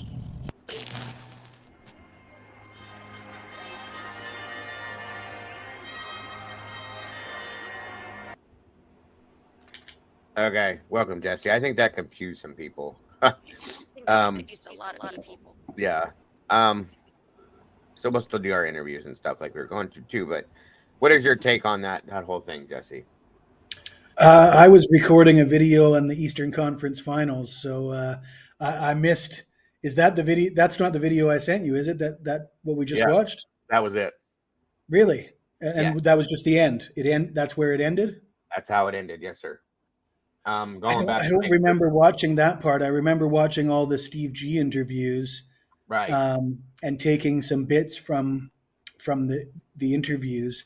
The reason I sent it to you is because I really like the concept of making a collage out of those clips, and it's something I've mentioned to people that have been on panel with us before, that I think it's a great way to aggregate the information, pull it all together, and show a theme. And one of the things that I've always wanted to see was somebody clip all these talking heads, and starting with Ken Maines, because Ken Maines is a pretty, he's an arrogant alpha type of guy, right? When he speaks as if it's the gospel, right? You know, you can't challenge him. And he's said that, I've watched 2 different episodes of his show. One where he says touch DNA is absolutely useless. It can't be used in a criminal investigation. It has no investigative value whatsoever. Speaking about the John Benet Ramsey case, and then in a couple weeks later he does it. And these episodes were only like 2 weeks apart. 2 weeks later, he's on there saying the DNA they have in the Koberger case is the golden goose. It's going to seal the deal. It means everything. And obviously, you can't have your cake and eat it too, Mr. Ken Maines. Both those two things can't be true. And when I saw that, it opened my eyes to the fact that all these guys. Is that me? No. Yes, he pulled up a bit. Oh, do you want me to take it back down? I'm sorry. I guess it'll echo if I talk while the video's up. Go ahead. But yeah, as I was saying, it opened my eyes to the fact that all these talking heads, Nancy Grace, Jennifer Coffindaffer, Ashley Bamfield, potentially Bill Thompson, and all these people, at some point in their career, it's just a matter of finding it. I guarantee you, if you've been involved in trials and legal cases for the past 2 decades, at some point you've said that touch DNA is garbage, right? Yeah. And then these same people that are on the record as saying that, it might be in court documents, it might be in previous interviews. There's certainly a clip to be pulled from the Delphi trial. Their DNA expert testifying on the lack of value of transfer DNA. I should stop calling it touch DNA, because you don't actually have to touch anything to get your DNA transferred onto an object. But right. We actually talked about that in depth last night on Sarge's. I wish you could have joined us last night with Sarge's. Jesse, it was a great show, but go ahead. Sorry to interrupt you. Yeah, I guess. So the reason I sent that is I like the idea. I did watch some of the clips, and I guess they were insinuating that there's a money laundering thing going on there. And I mean, certainly there's all this stuff has been floating around, right? Multiple bank accounts, Kaylee buying a Range Rover, Steve G being involved in crypto, a lot of the people around that house and family members being involved in shady dealings. And, people get really pissed off when you say that, but it doesn't change the fact that everything I just said is a fact. What it means is up for interpretation. It might mean nothing, but that's not what we're here to do. We're here to take all that information and speculate and try and figure out, try and put pieces of the puzzle together. And you can't ignore those puzzle pieces, I don't think. Mm-hmm. Agreed. Very good point. And that's why I think a lot of people got confused, because it was a combination of a lot of different things. If you go back and watch it, I'll put the link in the chat for you guys to check it out, and watch it at your own leisure. Okay, slowly, slow it, whatever. But it points out multiple other little things that are, whether it be slightly or fully, that are involved within this whole case. Personal things, this, that, and everything else that can make this all roll together into a nice dough. Okay, per se. And it does make some sense if you think about it in certain ways and you look at these different aspects. I agree. So it's interesting for sure. Definitely interesting. But I thank you for that. I had never heard of that creator before, and a lot of people are saying that they do great stuff over there. So I'll be checking out more of their stuff. Thank you. Yeah, I just stumbled across it. I assumed it was a new channel, similar to the last one that I sent you about the DNA. And I did notice that those guys, they've started releasing more videos now, and they do a pretty good job as well. They started with that DNA video, and I think they've got a couple out since then. Yeah, the DNA video I went back and watched when I was by myself. That way there's no distractions, and it's very interesting. I like the way things were broke down, talked about, and explained. So I like that kind of stuff, though. Yeah, I think it's an excellent reference point for people that are, when we're trying to make that point about the value of the DNA and what it actually means.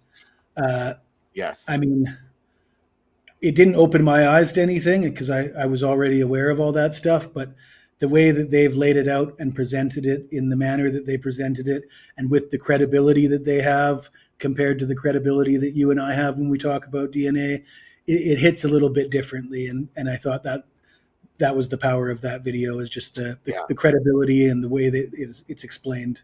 Mm-hmm. I can agree. It makes sense. Absolutely. I understand completely, Justice. It's a good idea, I think. And to answer that question, Karen, I don't believe so. I could be wrong, but I don't believe so.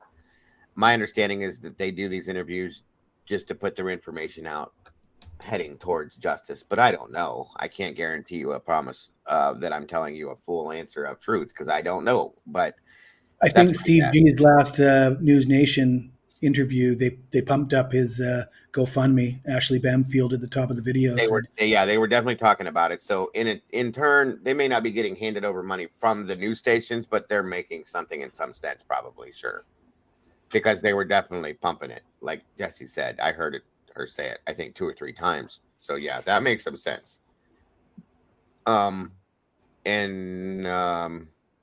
Which is understood. I get it. But it is what it is.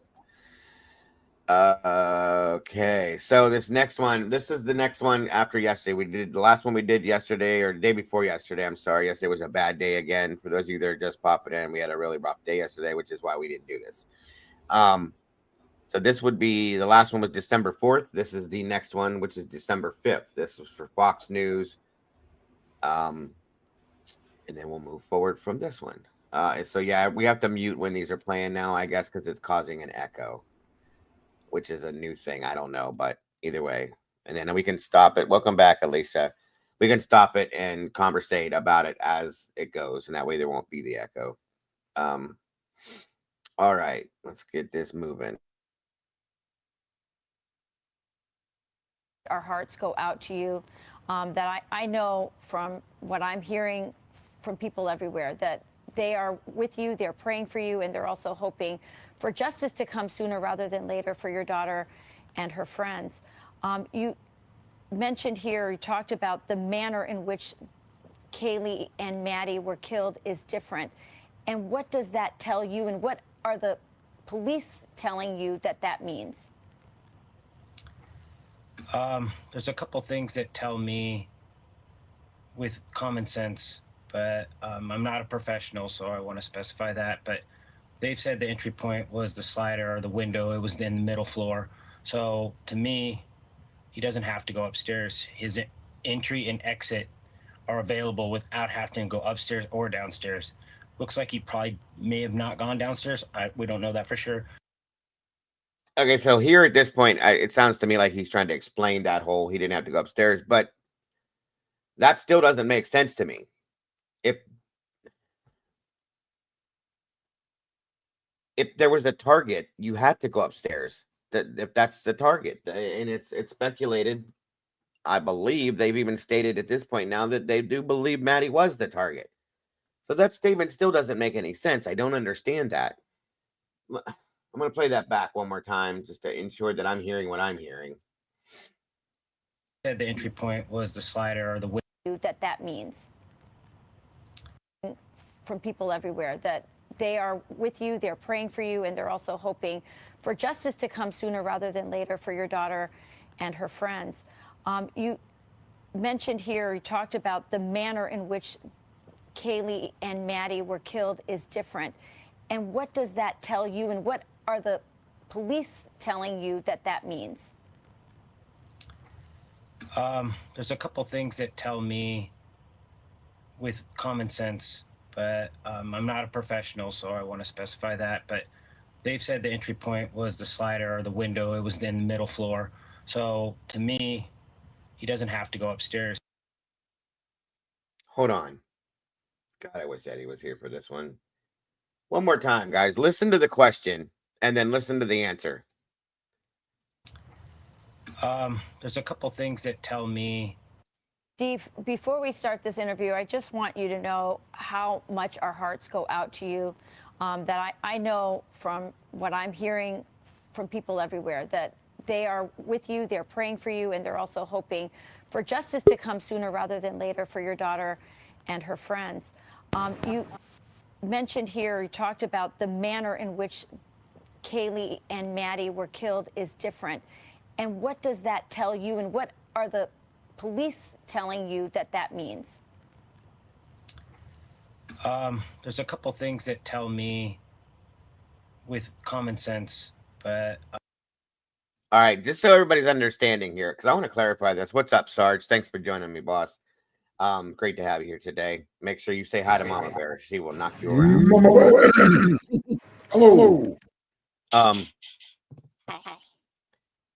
The question that they're asking are basically from the beginning when Steve said in the earlier interviews that the manner of the wounds and the manner of death, whatever, the wounds were different. Okay? We know that. He said that.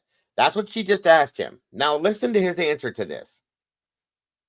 I'm not a professional, so I want to specify that, but they've said the entry point was the slider or the window. It was in the middle floor. So to me, he doesn't have to go upstairs. His entry and exit are available without having to go upstairs or downstairs. What in the hell does that have to do with the type of wounds? And Bobby, 100%. He's dodging the question in a sense. Am I wrong? Yeah, he's dodging the question, and it's. Go ahead, Sarge. Yeah, you're good. Go ahead. I thought I was echo. Oh, are you still echo? Oh, damn it. I don't know why this is doing it. Hold on. I'll just I've got pull it YouTube down. volume down. Go ahead. You're good. I'll pull it back up after we're done talking. This is prior to catching Brian, correct? This was December. Yeah, December 5th. Okay. He's implying the targets were Zaina and Ethan, and he's not addressing the issue of different wounds. He's avoiding that because he was probably told to avoid that. Mm-hmm. Right? So, you know, why he's rambling on and telling us they didn't have to go upstairs or downstairs makes little sense to me, unless they have an understanding of the crime that it was Zaina or Ethan that were the targets. Yeah, but he just doesn't even touch on that, Sarge. Like, there's not even. You're going in a whole different question. It's strange. Like, I've never seen that before, nor caught that. So, I don't know, Jesse. Any thoughts? I think a lot of the cheese is the echo. Is it still there? Yeah, it's bad. Good God, what the fuck is going on? And I think I'm muting my mic in between when I speak and come, you know, like now, mute. I'm mute myself. 1 second here. Echo cancel. It's bad. All right, listen, everybody in here. Sarge, go down to the bottom of your screen in settings on StreamYard there. Click into that real quick. And then click into the audio button. And there's a little box that says echo cancellation. Is it clicked or unclicked? Mine's clicked. Okay. Sarge? Mine's clicked. So is all. I also clicked the next button that's about canceling noise away from the microphone. Right. So both of you unclick that box for It's for not now. echoing now. Okay, I unclicked it. You just echoed there for a minute with Yep. me. Mama Bear? Yes. Do I have Okay. an echo? Yes. No. All right. How's it sound right now, guys? Good? Good. Good. All right. All right. Let's see Good. what happens. All right. It's your now, fault, Dago. It always is. of course, I'll be okay with that. So, always has been. Jesse, go ahead with what you were saying. I was going to say that I don't really have a comment on this particular interview, but by going back and listening to several interviews, Yeah. some of them it sounds like he's drunk. You know, the slurring and the I've had other people which say that too. Yeah. which I hadn't really noticed it before, but going, you know, now I've got a larger sample size to work with because he's been doing a lot of talking lately. Yeah. And I'm not the recent ones, like the ones with Drunk Turkey and Bamfield, he did not sound drunk to me. But which would make sense right after you deal with a tragedy. Of course. You know, if he's sitting there drinking at 11 in the morning, all the power to him. I'm not criticizing. I'm just saying he might have been just blitzed in half of those interviews. And it could be, you know, that you gotta combined with painkillers. Something, you know, take the stress away. Agreed. You know, that's a lot to deal with, and to be able to sit and talk about something like this, whether it's true or not, I can't imagine even worrying about anybody having that problem. You know what I'm saying? I would probably be the same way. That's all I'm saying. So yeah, I get it. So go ahead, Sarge. In the videos where he's talking about, you know what? I've lost my train of thought. I'm sorry. I do that all the time. Mama Bear, anything to add to any of that at all? Nope. Nothing? Okay. How about the big question of what is gross? Something is going to come out and it's going to be gross. Yeah, that was. Should we just come out and say what everybody's probably thinking? Well, it's never been answered. I think a lot of people took it as being a sexual thing at first. I first thought that, but then I don't think it's that. I don't think it could be it's Instagram model. It could be a chatterbait model. It could be something to that effect. And when well, you look I at all think- the bank accounts that she had, I think there's a high probability that it's talking about a lesbian relationship. I think Steve would find that gross. And you know, there's things sort of going on, like for example, when we hear about Maddie and Kaylee not speaking for several months, and that whole prior to the Olivia's wedding, and all this sort of drama, the drama that's going on, you know, generally that you're either fighting over boys or you're fighting over girls, and maybe we'd always. What about Dylan stepping in the picture in between the two of them? Well, that's kind of what I was getting at. Yeah, I mean, I'm sorry. I mean, I hadn't said it yet, but yeah, that's what I'm thinking, like a jealousy thing, right? Maybe Dylan liked Maddie, and Maddie and Kaylee had a relationship, and Maddie went to Dylan after Kaylee. I mean, we don't have any evidence of that. I'm just saying. No, but when he says gross, I think he might be talking about that. My first supposition of that crime scene was based exactly on relationships between Dylan, Maddie, and Kaylee, where Kaylee was actually the desired party of the other two. And that was where the conflict started. I mean, you look at Dylan bringing her back up here. She left to get away from the conflict. Then she's dragged back up to be her number one. And then she ends up in bed with Maddie, not with Dylan, who invited her. And there's so what you're saying, there is an outline to support or at least explore and mention that. It would be. Well, it was already been looked at as a possible crime of passion from the very beginning, but then that was taken out of the box because of certain things, you know. And I'm not saying I've never seen it that way myself, but a lot of people have. A lot of people said that it's jealousy, whether it's due to friendship or something else. You know, a little bit stronger than that. I don't know. But Kaylee taking that kind of abuse more so than any of the other victims, shy of Xana, who physically fought back, gives you the impression that there's something personal between the attacker and Kaylee. So something's going on in chat here. First of all, some people are complaining about the speculation, but I just want to point out. I was getting ready to say, I just want to be careful how we state things about the victims themselves, so that it doesn't come out as sounding like it's shaming to the victims per se. That's one thing I don't like to do, but people take things different ways, so that's why we just have to be a little. Well, careful. I was just going to point out in the Dateline episode, they had that guy Mercado on there talking about all Brian's sexual fantasies and how what his speculation about motive seemed a little bit more wild than what we're speculating about here. Agreed. And we're all admittedly we are speculating, but we're speculating based on things that people have said. And like Sarge said, it appears to be a crime of passion. The official police report said crime of passion. I mean, we're well within our right to speculate, but also I argue that there's no proof of an intruder. There's no proof that somebody entered that home. Chat's insinuating that Lana has dropped some information about this very point, which I hadn't seen it, so I'm not aware. But it sounds like they're saying Ashlyn was the other party in that lesbian relationship. Yeah, if it was, it may not be a full lesbian relationship at that age. These girls, they may all have turned out to be married with 14 kids each, for all we know.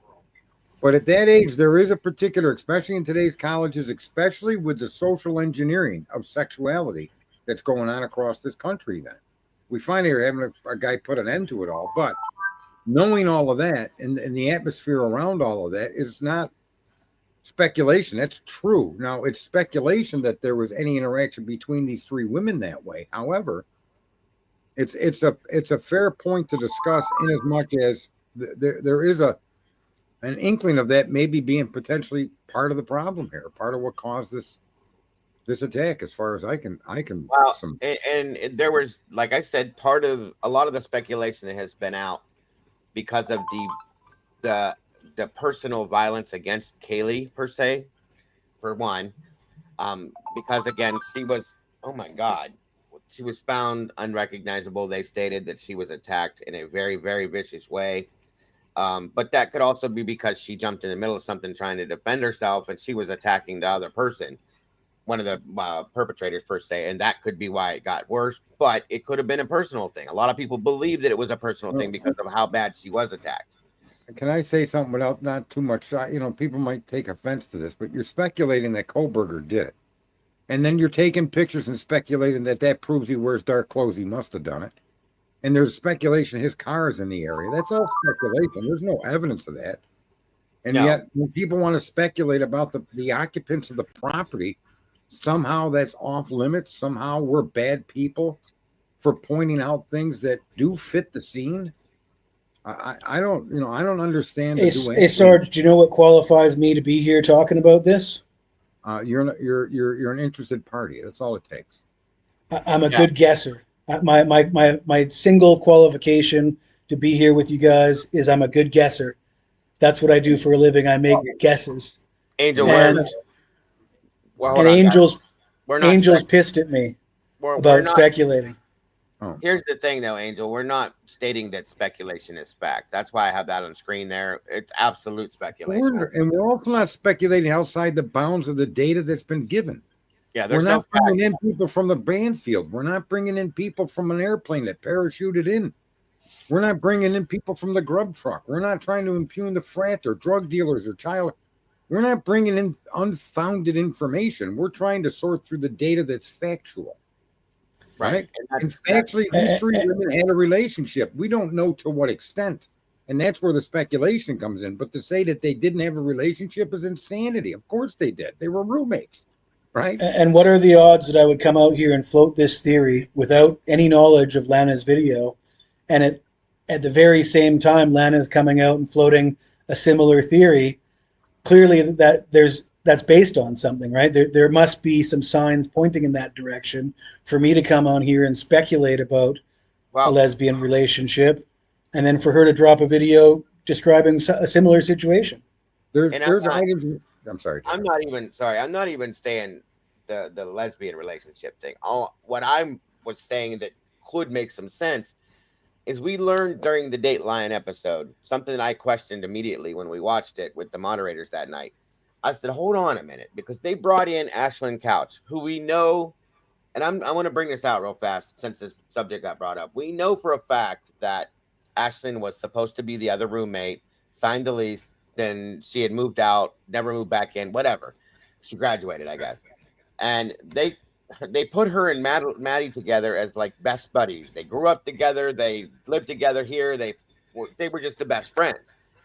2.5 years ago, when we first learned about this, it was Kaylee and Maddie that were best friends, that grew up together, that did this, that did that, all this stuff.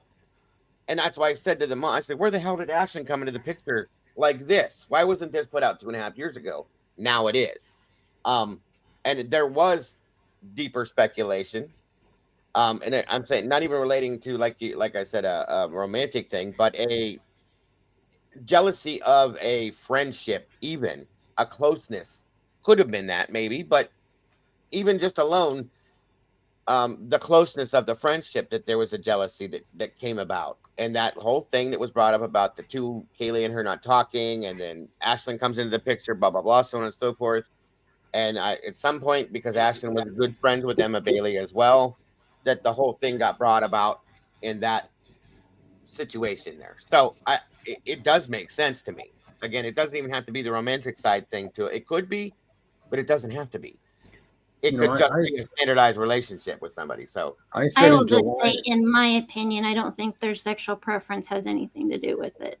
I don't either, but I'm just a relationship's a relationship. I remember the one reason I parted a long time ago and came back was that my whole analysis that I could observe based on what they had given us back then, and the location of the knife sheath, and the understanding of how the victims were attacked, it said to me that it was a crime of passion. And then you continue to add information that connects Dylan to that particular party of three now, which was a party of two. Mm-hmm. And you could see into the potentiality of a passionate, and I said at the time, she didn't intentionally go up there to cause harm, but may have in fact went up there furious.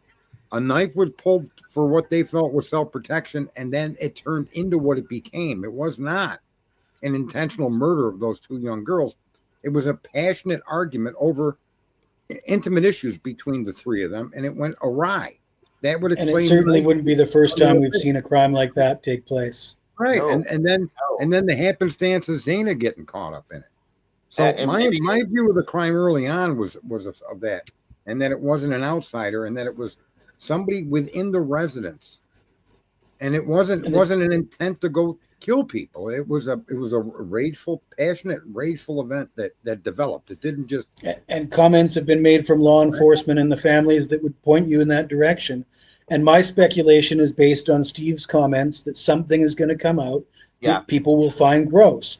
And I think that Steve probably finds gay and lesbian relationships to be gross based on what we know about Steve and his thoughts about foreigners and people of different races. And for Chad to suggest that we're victim shaming, why would anybody think there's any shame in being involved in a gay relationship in this society we live in political correctness now? And whether we all agree with it or not, we all understand that being gay isn't supposed to be a negative thing. It's not supposed to be something. You're not supposed to use those terms with negative connotations anymore. So there's lots of people that choose to be gay or lesbian, and referring, identifying them as such when we're talking about the facts isn't shaming anybody. And certainly not my intention to shame anybody. But if it's a fight between two women that are sleeping together, that term has to be used. Otherwise, we're just going to be confusing each other. Yeah, and like I said, that's an option that some people do believe.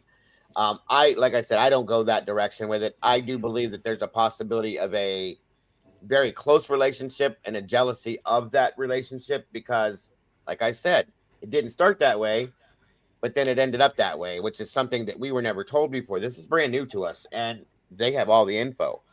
So how did it go from Maddie and Kaylee to Ashlyn and Maddie? That's weird to me, and I never heard that before. And that was something I questioned myself. And I do believe that makes sense. And again, like you said a little bit ago, I've seen many relationships that have turned into a situation like a very angry, and again, with the wounds that Kaylee received, and the ferocity of it, I guess you could I think I said ferocity. I'm sorry. It's horrible. She was unrecognizable based on what we were told. That's why. Okay, and what brought? Why was nobody else like that? Is it a jealousy thing that was provoked by two people maybe excluding another person that wanted to be back in that situation, or was felt that they were taken away from that situation unjust, or whatever it is, guys? It does make sense. Now, another part of what Steve said with the rest of what Jesse brought up was that there's people that are going to be dragged through the mud and ridiculed, and then over things that people are going to think that are gross. Now, it could be a couple of different things he's referring to, but knowing him, some of the stuff he says didn't make sense. Jesse has a point. That could be something, and the way that he looks at certain things, not the way we do, but the way he has views on certain things could be looked at that way in his mind, and maybe others, but it does make a little sense. Okay.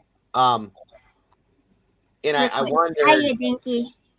Hey, Good to Dinky. see you. Is that Dinky? Dinky. Dinky.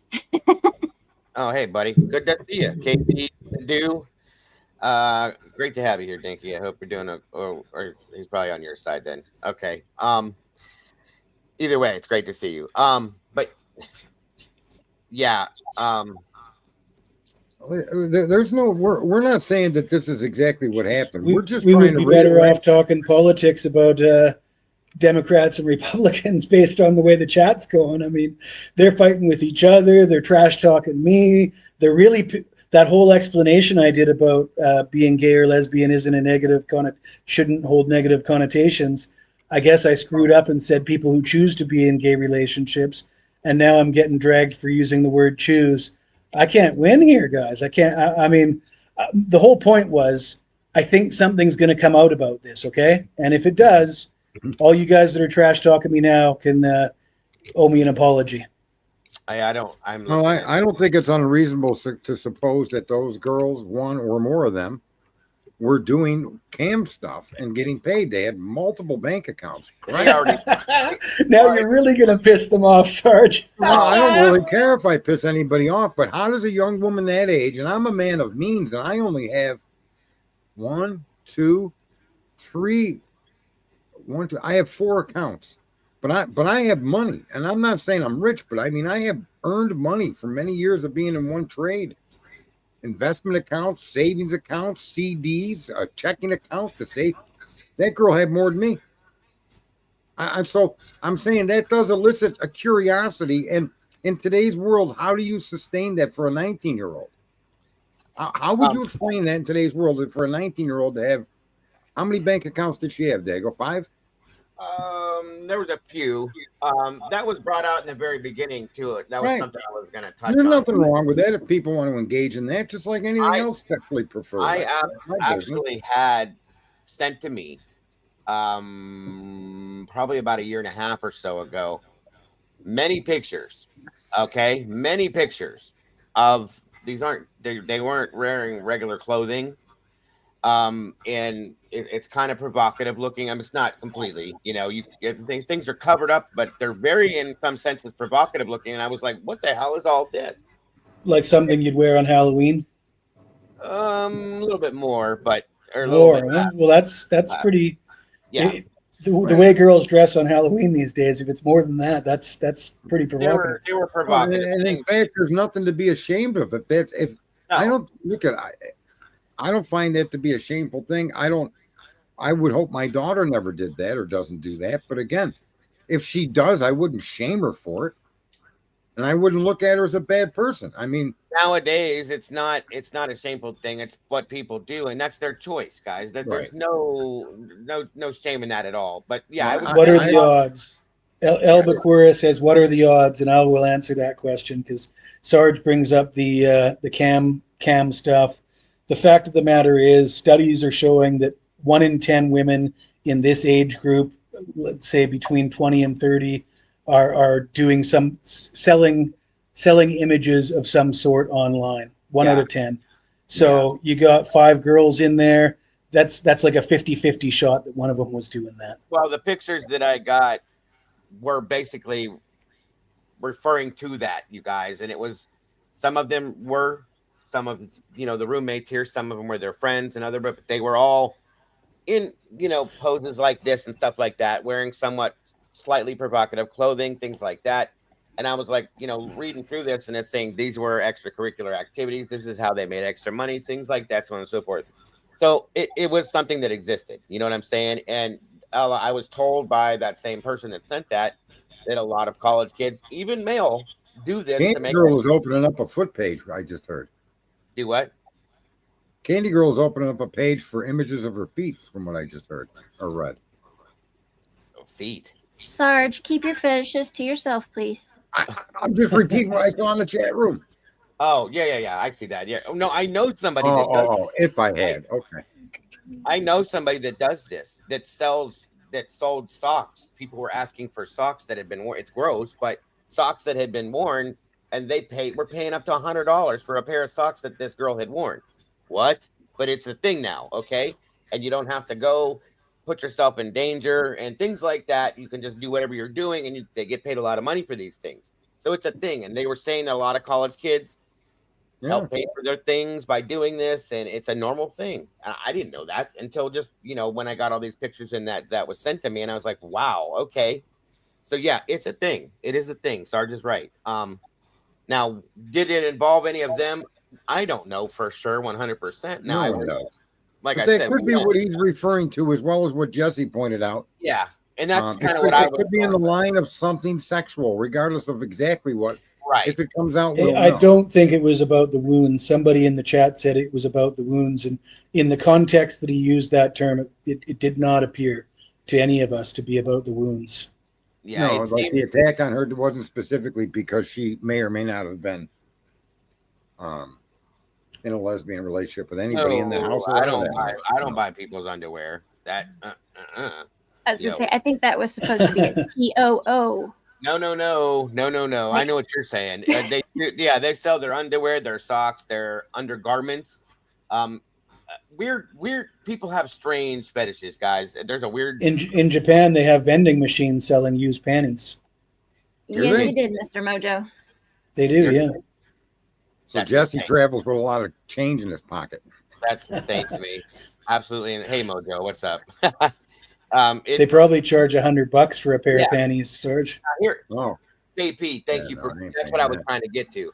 There's a thing that I saw in one of I can't remember who put the episode out, but college girls they're called cam girls, and they'll turn their cameras on and they live their life in their house, and they just film it, fully clothed, making breakfast, cleaning the house, doing whatever, folding their clothes, and it's people just watch this and they get paid insane money for this. So yeah, that's a thing too, and it's college campuses. That's what they do, and there's guys that do it too. I guess the world has changed so crazy. Yeah, it's been sexualized. It's been sexualized to the extreme. Yeah, in a lot of ways, I agree with that. It's it's something any of us would look at this and go, "What the hell are you doing and why?" That's what life is now. So it is what it is. But anyway, yeah, they make insane money doing nothing sometimes, or stupid things, or selling, like I said, socks that were worn for 3 days. So a guy will request something to this. One girl told me, he asked me to wear a pair of socks for 3 days, put them in a Ziploc bag and send him this address, and I made $100. You're kidding me, but it's real. So, okay. Okay, before I puke, can we we're going to move on. I'm just telling you. I'm never changing my socks now. Ain't no one getting them. I don't know that your feet would be equal to the feet that. Yeah, we'll move on. Yeah. Anyway, but yeah, there's some things that have been talked about with this that go in relation to those things too. So yes, I can agree. Anyway, I'm going to move on to the rest of this interview here. Sorry, guys. Yeah. All right. Well, leave it to Jesse to send us down that path. Right. I'm sorry I brought it up, but it's not the last you're going to hear about it. I mean, like I said, this is something that's going to come out. There's going to be more people talking about it. So, like it or not, it's part of the case. Okay. Can I ask you a question before we jump into where you're going, Dago? Yes, sir. Did Dylan Mortensen go through one of Kaylee's aunts to get her to come up? Is there more of a story about getting Bethany back into Idaho to do that? I heard. From my understanding is, I think her last name is, Jesse or Eddie was the one that told me. Butt was the last name to the aunt. My understanding is that she tried to reach out through her, as well as calling her, and then she went to the house. Is that true? I don't know, but I know she did go to the house. Christy claimed that. We went looking for that, and then it was also claimed when they read the notice or the Tammy Butts, Eddie says, and your mic just went out again. That's it. Yeah, thank you, Eddie. Now, hold on a minute. The memorial that was written by Dylan, supposedly, that was read at the memorial on stage. She says in that letter, when I went to visit her at her home, I was surprised to see the Range Rover or something like that, Land Rover, whatever it is. And so there was proof that she did go to the house after trying to contact her a few times. And Christy also said that Kaylee tossed it around for a day or so and did not really want to go back, but then decided to because she said she could show Maddie the new vehicle, blah, blah, blah, so on and so forth. So that's what we know about that. But I don't think that you could have picked somebody else to be your +1 to go to this dance. Did the men pick men and women pick women, or is it you pick whatever gender you choose? It was a woman. It was a girls' dance. It was called the Betty Ball. Okay. But still, I didn't do college. She could have had the choice of anybody else on campus there to choose. Why did it have to be Kaylee? Is what I didn't understand. So she goes all the way to their house, talks her into this. She decides to go back, and then this all happens. And I just thought that was a little ironic, for lack of better terms, to me. And yeah, so it's a little wild. Yeah, there's proof right there, Nellie, is what I was explaining, that she wrote in her memorial when I went to visit her at her house on this specific, it was in those dates, supposedly. She said that she was surprised to see and she said she was proud of her for it or something like that. But yeah, she called and then she personally went there. Now, to me, that's going a distance to go clear to somebody's house to talk them into coming back here when she clearly had moved out already for whatever reason and was not my understanding is she wasn't comfortable in that situation anymore, maybe, or other than the fact that she did have to get ready for her new job, stuff like that. But she went back for that weekend. She was going to show Maddie the vehicle, go to the dance, have a little fun, the game or whatever, and then she was done. And she was coming back Tuesday to graduate, and that was the end of everything. So I thought it was a little bit much to push that hard for one person when you could have just said, hey, okay, fine, I get it. You don't want to come back. I'll go ask so-and-so, or I'll go ask Mary. Why didn't that happen? Why did it have to be her? You know what I mean? So that's interesting to me. It always has been interesting. Just saying. And I got something. Carol Joggy, I don't know how to say it. Anyway, said no content creator wants to accept DM could be trans. I can accept that DM could be trans, but I don't see what that has to do with this case. Right. I don't believe that she is, because I think that was talked about in the beginning. It would have nothing to do with it anyway. Well, it would when you found male DNA on a glove, on a railing. Oh, that would be a different situation, Sarge. You're right. But I don't. But I think that's a stretch, and I don't accept that as a potentiality or even. Yeah, I don't think that's true at all. But no, that would be interesting. That would make some sense. Agreed, Sarge. I never thought of that like that. So I don't think that she is. I never did. This is going to go off the rails, I can tell. But Sarge, she would become a much more interesting suspect if she was indeed trans, wouldn't she? Well, unidentified male DNA. I don't know. Yeah, no, it would be hard to deny that you'd have to suspect her more if she was trans. But the police would have found out. I think I think that's all a made up story from a non-credible YouTuber. Because she was a taller girl, and they said that she had male features, and I don't believe that I at don't all. see male features in her at all. I don't I either. don't see male features in her either. No, not even close. And, No, and usually they're much more flamboyant. They're not. She They does don't not run have. around with no makeup and hang out in pictures without being overly, She doesn't have an generally, Adam's and I could apple. be wrong, but generally transgenders are they're more flamboyant is the best way to put it. More colorful. Their eyelashes are done a little bit over. There are things that generally you could see that just don't fit what a typical woman does with her appearance. And Well, the biggest part of it they're all is they're she trying to doesn't have cover an up Adam's their apple. madness. Yeah. Okay, So she doesn't have an Adam's apple like men do.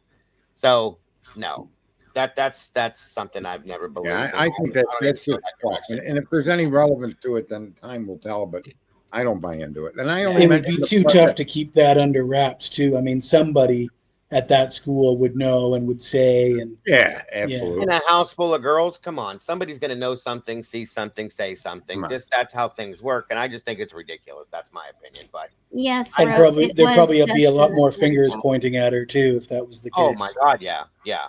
A lot of people would have been pointing at her at that point. Yeah, because it is. Well, how many times have we all said that if this was two dudes in the house, they'd be in Bingo. jail right now, right? Yeah, that would have been it right there. Agreed. So, agreed. But no, I never respect people's feelings on things. Don't get me wrong when I say it's ridiculous. I just think it's a ridiculous thought because I don't see that, guys. That's my opinion. So, anyway.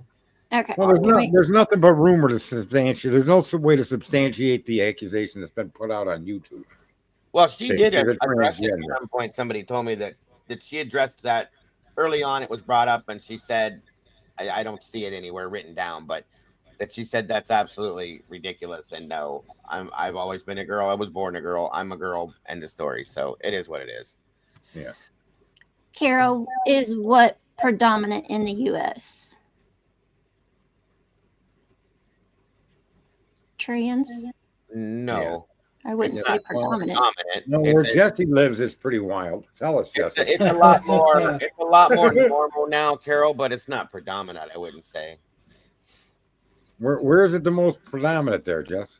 I have no idea. You basically any major nightlife area or any place where there's bars or nightclubs, you'll see a lot of very tall women walking the streets. Right. Yeah. I'm a tall woman, and But I will say though that all the like Dago said about the Adam's apple, or people say about wrists or shoulders or ankle, whatever you think you know a man looks like, they have trans women here that will challenge what you think you know, because they have some damn fine looking trans women here that I mean, Asian men are just more sort of feminine, they're smaller, more petite Smaller build. anyways. Yeah. So I mean, yeah. Makes sense. I don't mean to sound like I'm that's my thing or anything, but you have to admit they have some pretty stunning looking Jesse, nobody even suggested it, but Oh, really, Candy? I didn't know that. I didn't good think you cover, could do that. Jesse. Good cover. yeah, I got to be careful what I say. I'm already not making any friends in chat tonight. Right. I was a pretty popular guy until about 15 minutes ago. yeah. All you brought forth was a speculative theory that has been played out a lot, and we're talking as adults. So anyway, moving on again.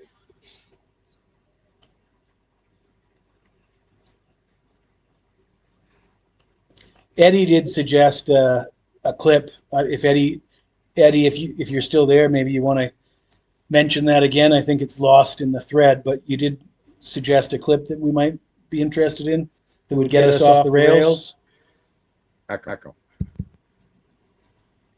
Every time he pulls up a video, it's weird. Every time that comes up, there's an echo now. I don't understand it. I don't either. That's never done that before. Yeah. So when he pulls up a video, you gotta be quiet. Yeah, you have to mute your mics every time a video is pulled up. And where's Eddie's thing? I'm looking real fast before we go forward. Yeah, I never knew that, the whole thing about the Adam's apple surgery. That's crazy. That sounds like it might be a little uncomfortable. Yeah, we're moving on. Don't worry about it. I was just I'm trying to find Eddie. Eddie, put it back in the chat again so I can find it at the bottom, bud. All right. Make sure you mute your mics, guys.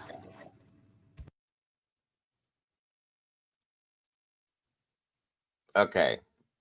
Are we good? Okay.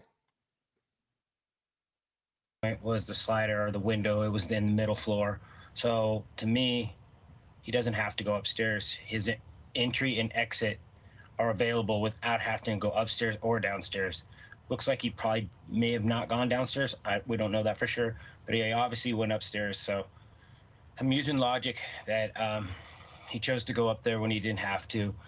And I can kind of tell by my daughter's texts, messages. She did call 911. She wasn't saying anything along the lines of like she had heard something or she was in fear. So, and just to clarify, because that has been an issue for a long time. He said she didn't call 911, not did. He said it so fast it sounded like he said did, but he said she didn't. She wasn't worried about anything, so on and so forth. That way nobody gets confused. I'm just putting the doctor. As far as the investigators, they're very tight-lipped and they're keeping everything close to their vest. And I understand that, and I'm probably not the right person to share all these things with. So I'm just trusting them that their case is super tight and they don't really need to reach out to the community. And, you know, all the evidence is right there in that. So once again, he doesn't even touch on the question that was asked. He went completely around it and avoided it and just talked about the fact that he didn't have to go upstairs, which still makes no sense. If the target was upstairs, he had to go upstairs, or they had to go upstairs. Well, no. Can I just say, I said in the beginning a long time ago that if you walk, we're echoing. I thought if you walked into that home from the sliding glass door and you'd never been to that property at all, you entered what would have appeared to be ground level into a kitchen. Yeah. Kitchens are not on the second floor. No. So if the target was if the target was to be Zana and Ethan on the second floor, right, entry from the sliding door by a stranger would send them up a staircase to the third floor. Do you follow that reasoning? I do, and that's why I said. So is he trying to state that he believes that Zana and Ethan were the targets? Yes. That's what I'm gathering, and that's what he's saying. And I'm just explaining to you that anybody in the world that walked to the back of that home and into that sliding glass door into a kitchen, you think you're on ground level. There wouldn't even be a thought in your head. Right. You would by pure nature of habit realize you were on the first floor. There'd be no doubt. Yes. Especially if you hadn't been in the home before. Right. Which means that if a stranger did come into the home with the intent to go to the people on the second floor and do them harm, and then they climbed to the third floor thinking they were on the second floor, and ran into the two people that were not, then that happened. Yeah. Unintentional. So that may be what he's saying. To me, there's no other explanation of what he's saying. That's what I gathered too. And there's other people that said, no, that's not it. That's not, but that doesn't make any sense any other way. So yeah, if you go in the slider, like Sarge said, if you don't understand the house, you're thinking you're on the ground floor, you walk in, you start heading upstairs, you're going to the second floor in your mind, but that's actually the third floor, but that's still the target. So it's a convoluted house.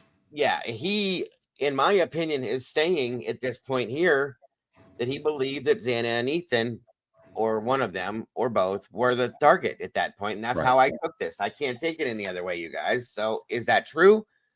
Because then now they turn around and tell us that they believe Maddie was the target. So which way is it? That's what I'm saying. They've done this through this whole case and have us completely flipped upside down sometimes. I don't get it. And they're also, like I pointed out last night, unless you've committed crimes, you don't understand how the adrenaline and how you're going to process what's going on in front of you. And literally, the most important thing to a criminal, you know what the most important part of the crime is? It's getting away. And so it makes little or no sense to think that those four weren't the intent of the person that went into that home. I can't wrap my head around that not being why they went there, or that it happened in a different way with occupants that were in the house, as we had talked earlier. But I'm telling you, your big issue is being a criminal, is getting away. That's the biggest part of your crime. I mean, anybody can smash a glass and grab diamond rings, but you got to get out. Sure. Right. Agreed. Or if you're going to go commit a murder or whatever it might be, you need to find you. And so I just, based on what all the back and forth, that somebody, if they enter the house from the outside, it appears their intent was to take those 4 people and murder them. Yeah. I could agree, sir. I can agree. Jessica Bulk, hello and welcome. Thank you for joining us. Mittens for kittens, honey. You don't need to leave. It was a misunderstanding. For what Your reason? comment was not deleted on purpose. Alicia No. would not do that. What? Please What don't happened leave. now? A comment got deleted on accident, and it was. Whoa. Now. Not that it's an accident unless somebody knows they did it. YouTube has been deleting certain comments, you guys. So understand that they have been deleting comments before they even process all the way through, and you don't even get to see them. So that has been happening a lot lately. Okay. You're good. You're good. And Lisa, you're doing fine. It's okay. No worries. Hang on here. You're by yourself too. Amazing. Thank you for that. You're doing amazing. Don't worry about it. And Mittens, calm down. It's okay. No worries. Like I said, YouTube has definitely been deleting comments out of the chat that nobody even sees happening till after the fact. So don't worry about it. All right. Oh, you accidentally did it. Okay. All right. No worries, then. No worries. There you go. And you're doing great, Elisa. Thank you so much. All right. On we go.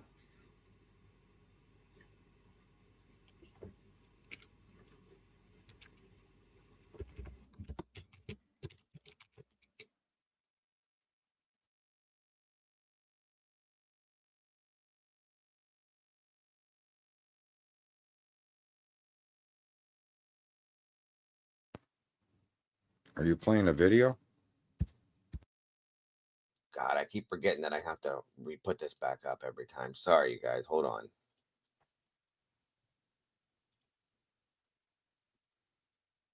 You've said both now to Rachel and then in the clip in your appearance with Lawrence Jones that your daughter and Maddie had different means or manner of attack, and that suggests one of them was targeted.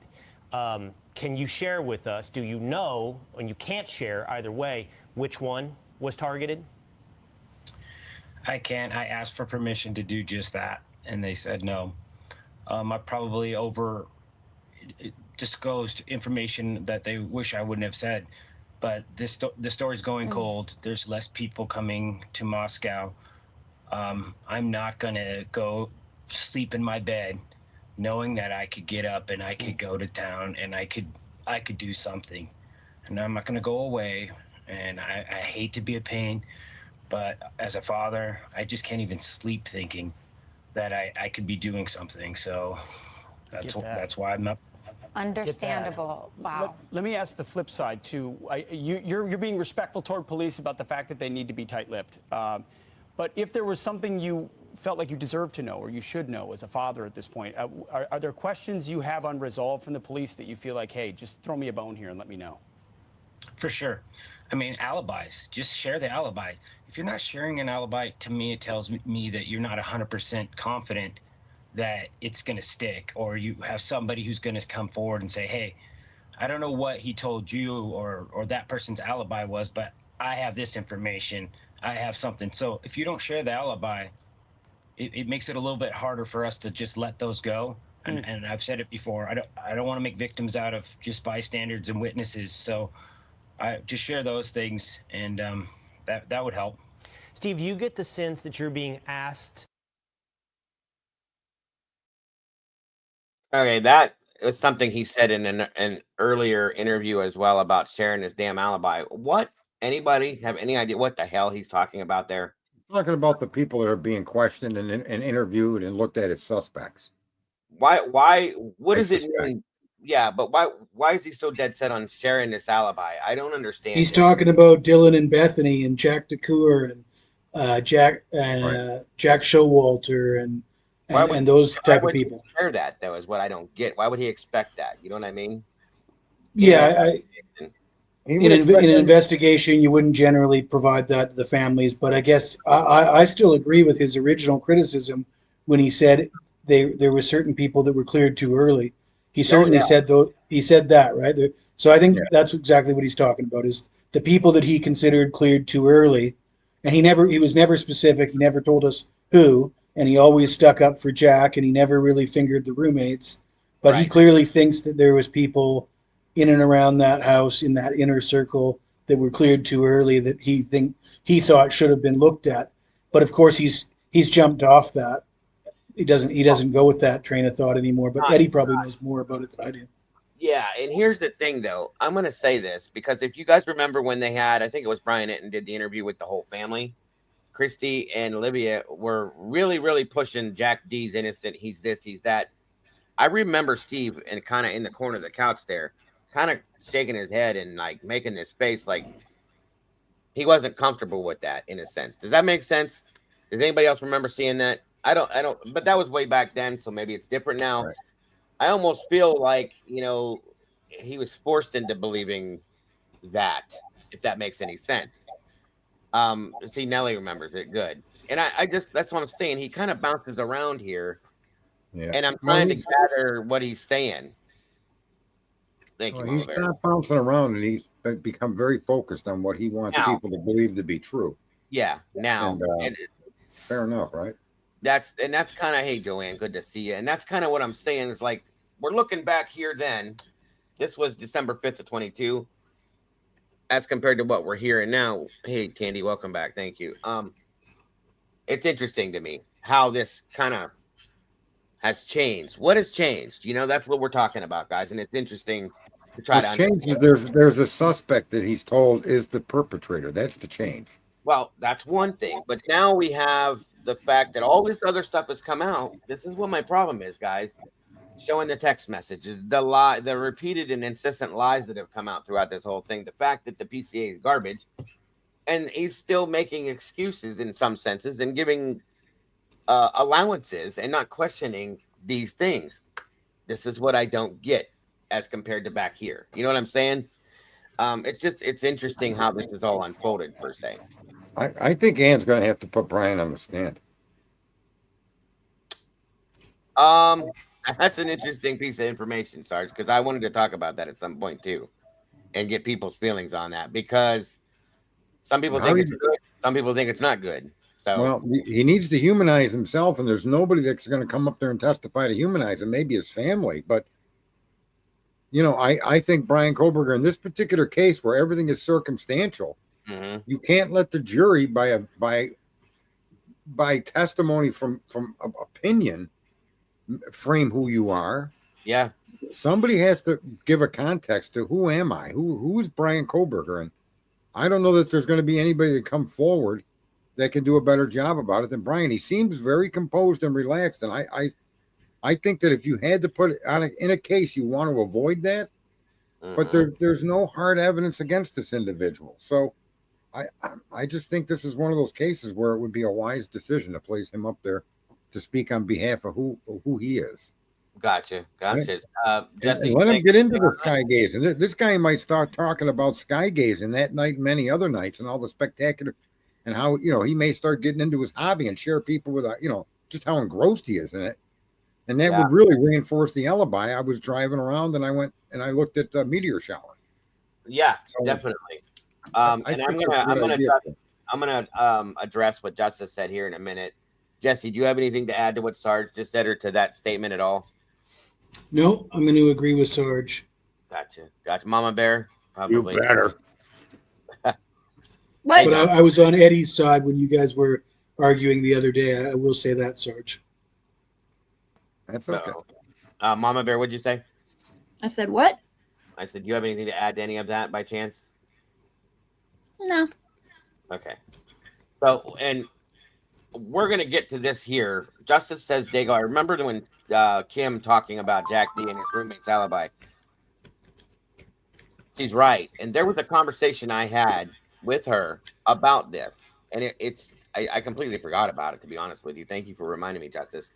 It's a very interesting story. I'll tell you that. Once we get through this, I'm going to explain this, and I want your guys' thoughts and opinions on this because a lot of people said Kim's crazy. She's this, she's that, blah, blah, blah. Get her out of here. We don't want to hear it. Well, guess what, folks? A lot of what Kim has stated has become, we talked about this with Sarge last night a little bit, has become way more believable than it was then now. And I think there's reasons for that. Hey, Carl, good to see you. Thank you for joining us. And Moto Man, welcome. Good to see you. Listen, I was an extremely vocal voice against Kim because Kim wouldn't produce any information to support her claims. Right. And that so there was no place to be making them when there's nothing to support them. Where's the receipts? It's not just that. The way she talked, she had a bit of a scammy vibe to her. Like she talked around. You know, when you're talking to somebody, around things, yeah. Kind of like Steve does. You ask them a direct question, and they answer the question that they want to answer, not the question that you ask them. She had a bit of that vibe to her, but I think the reason for that was not that she was necessarily lying, but that she didn't want to tell it. You know, she didn't want to tell us where she was getting, where and how she was getting the information. And I also think she really, it was quite clear that she liked to be the center of attention, right? That she's getting a bunch of attention from this. She clearly really enjoyed it. One of the answers I got from that statement, what you just addressed, Jesse, was that one, she was nervous about getting other kids in trouble that were possibly involved around this. And two, at some point, her own children were angry with her for coming forward and making statements because the things they said to her, they said, don't say anything about this, but she did. And she said the reason why she did was because she was worried that other kids could be in danger. That was her whole ploy. And I get it. And now, like I said, like Sarge said, you know, unless you have proof of this, stop saying it. Well, it's kind of proven itself at this point now. It's starting to, little by little. And that makes me refer back to now wondering about this statement that we just saw, how true that could be too. I think what Jesse said has traction when it was used for the attention. Because even when she eventually ended up in the Paramount thing, right? That was and so I don't know what you call that, self-aggrandization or some. There's some word for that, and I think that was a part of it as well. Could be. But I, you know, I'm an honest man, and she made claims that appear to be accurate as far as what we've seen. Now we don't know yet whether the information in those texts conveyed the deceased's were in that home or anything about a crime in that home. We don't know that. Well, Sarge, do you know who Kim said did it? No, I don't. Dago, do you know who Kim said did it? No. She said that there was multiple people involved, but never gave like specific. She said it was Dylan. Not that Dylan was the person who actually did it, but that Dylan was involved, and she did. That's true. I'm sorry. I misunderstood. And I found that extremely interesting because I recently, when all this information came out and it became clear that Kim's story and Dave's stories were true, I went back and watched old episodes where I was on panel with Kim and some where I wasn't. And I did watch one where Dago asks her, so Kim, tell me what you think happened. And she throws Dylan under the bus incredibly. Yeah. And right then and there says, yeah, Dylan was totally involved, and I can't remember how she put it, but she said that they knew she was involved. Agreed, yes, and that she and they knew, quite a few of them knew that this was coming down the road and it was going to happen, and they knew absolutely what happened, and they knew who was involved in it. And maybe they just thought it was going to be a shakedown, and they didn't know how far it was going to go, but they knew.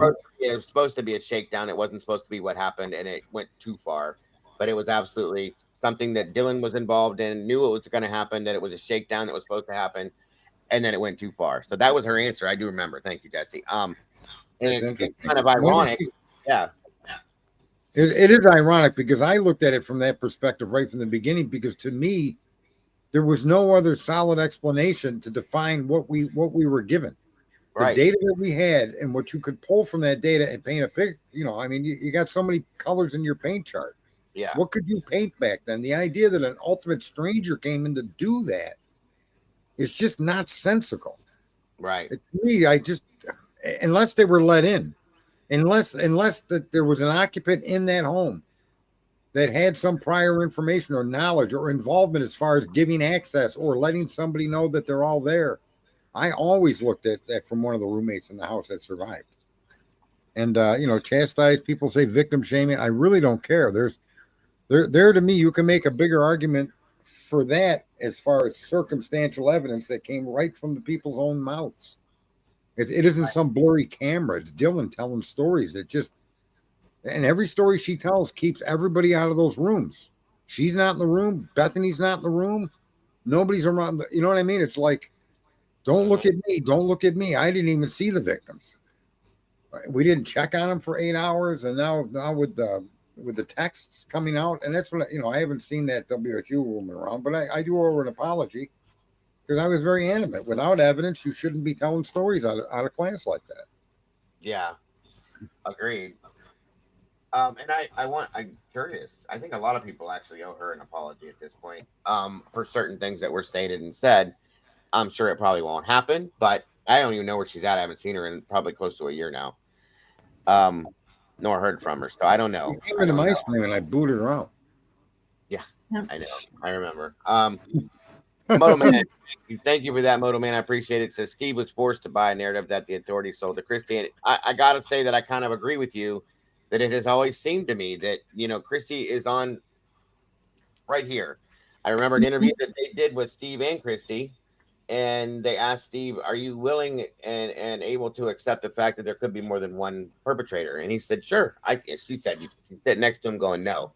Brian did it. That's all there is, and that's the end of it. So that kind of relates to that. Were you going to say something, Mama Bear? I'm sorry. That's okay. Rach made a comment.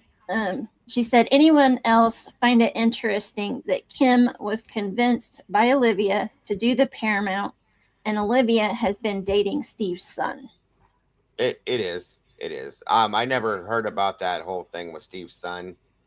There it is. Find it interesting, Paramount brought, but yeah, it makes sense. It does. I don't know if there's a correlation, but it's interesting. Somebody made a statement that it's highly relevant. You had it on the screen. And that Steve is doing what he's doing to satisfy his wife's views. And I wouldn't find that to be an unreasonable perspective. Because she appeared to be for a long time dead sold that Kohlberger's the sole perpetrator of this crime. She still is, yeah. And so you could see Steve agreeing with his wife. Agreed. And fighting and arguing to his wife's opinion because it's his wife. Yeah. And I think you guys, if you remember, probably back when DT came out and said that he had spoken to Christy, so on and so forth. Hey, Zelda, good to have you here, dear. I hope you're doing okay. Thank you for joining us. And we had a conversation about that. That Christy's dead set on what she's saying. Steve seems like he could flex a little, but at this point, no. They're both right there, and I agree with Sarge. That's his wife, of course. They're both parents of the victim. Not only that, it may be giving her the ability to sleep at night. There's so much more that would go into it's a marital relationship that they've raised all these children by, right?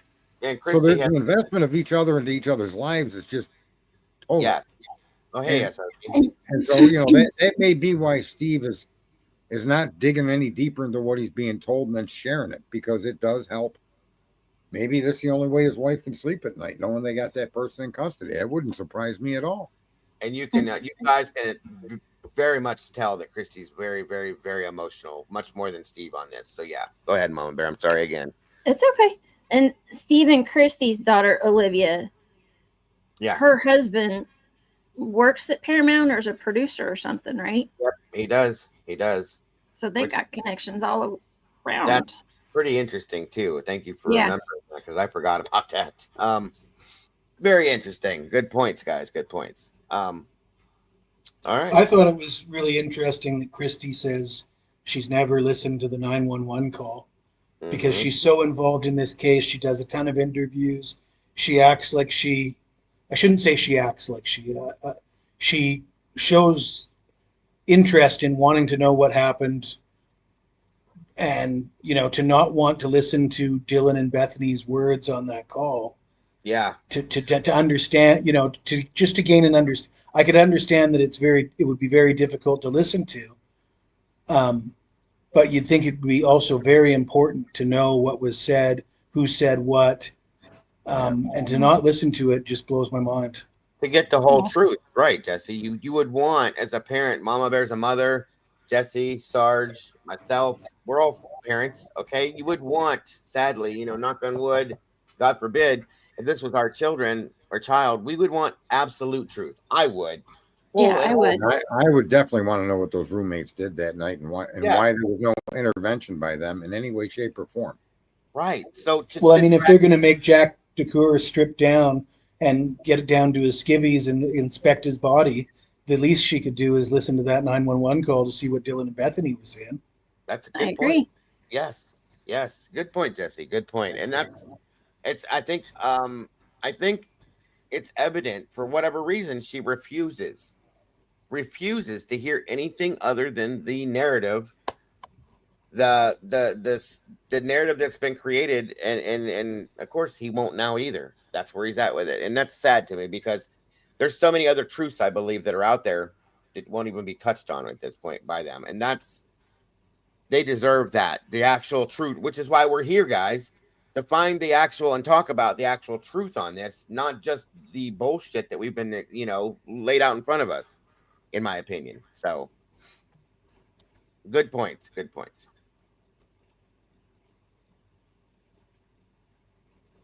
Damn it, I did it again. 1 second. This is such a pain in the doo-hoo. Are we muting again? Yep. Yeah. Sorry. Enforcement is being so tight-lipped to protect an investigation that is honing in on a conclusion, or because they're totally lost and there is no real sense of direction? And I think all of us, we want to trust law enforcement. We want them to do their job.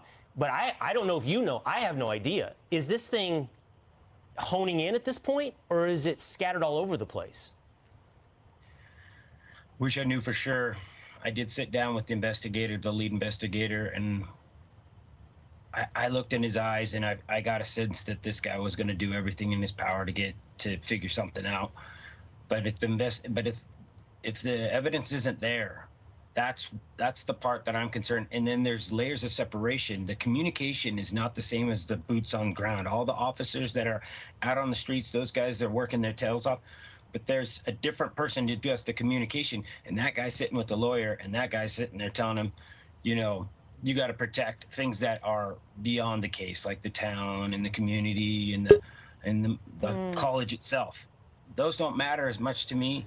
I mean, I definitely don't want to hurt them, but I have an agenda, and I think it's pretty clear. It's these two girls, and that's what I'm working for, and I'm not going to let that story fall apart just because they don't want wanted posters, on their next rush of students that come into town. Wow. I have to say, Steve, I hadn't really considered those factors, but it's obvious that that would be a consideration for the communications director of the police department and also the PR for the school and the town. Are you communicating with the parents of the other victims? Are they feeling as frustrated as you are? And I hate to ask a two-part question, but I'm going to do it anyway. Do you feel confident in the police investigation and the people investigating right now? I do not feel confident, and that's... I'm going to stop there for a quick second. Real quick, Moto Man again says, I would like to hear Kim again. Me too. I would absolutely. If you can hear me, Kim, I would love to have you come in and have a talk again just to see how you feel at this point, if you're out there and you can hear me. So I'm just putting that out there for you. I agree with you. And thank you for the super chat, brother. I appreciate that once again.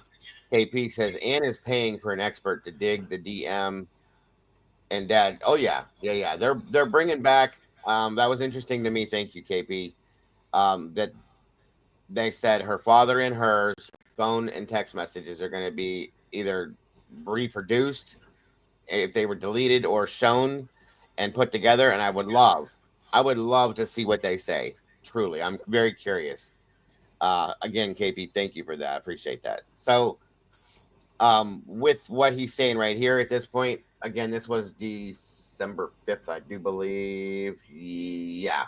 So he was still very uncomfortable at this point with law enforcement because he wasn't getting the answers that he wanted. And it wasn't going the direction he felt it should at this point. He was still kind of angry with them, in my opinion, at this point, which is why I think he's answering this question right now like this. So I'm going to let that play out, and then we'll discuss that real quick. It should probably be the end of it by then.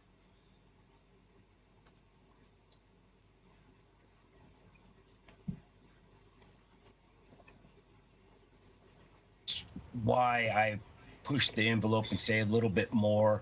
I hate to be that guy, but there's a job to do for everybody. Has a job and a role to play, and this is my role as the parent. I have talked to obviously Maddie's mother and her father, and I've talked to Xana's father, and he said, hey, you can speak on behalf and you can help push this narrative. So I feel confident there. That's as far as the real communications that I have. So again, I want to discuss that if we can real fast, because somebody brought up a comment day before yesterday that I thought was real interesting, and stated that I wonder if we all know Steve's outlook on this. He's made it very evident, but that they wondered if any of the other family members.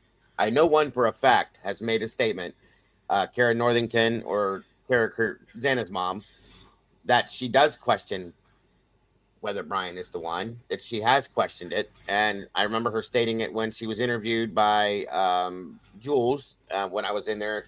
She stated that, yes, it was something that she was willing to look into as, other suspects, so on and so forth. She wasn't dead set on Brian. And from my understanding, Outcast spoke to her too, he stated, and said that she is definitely questioning whether this is Brian or not Brian.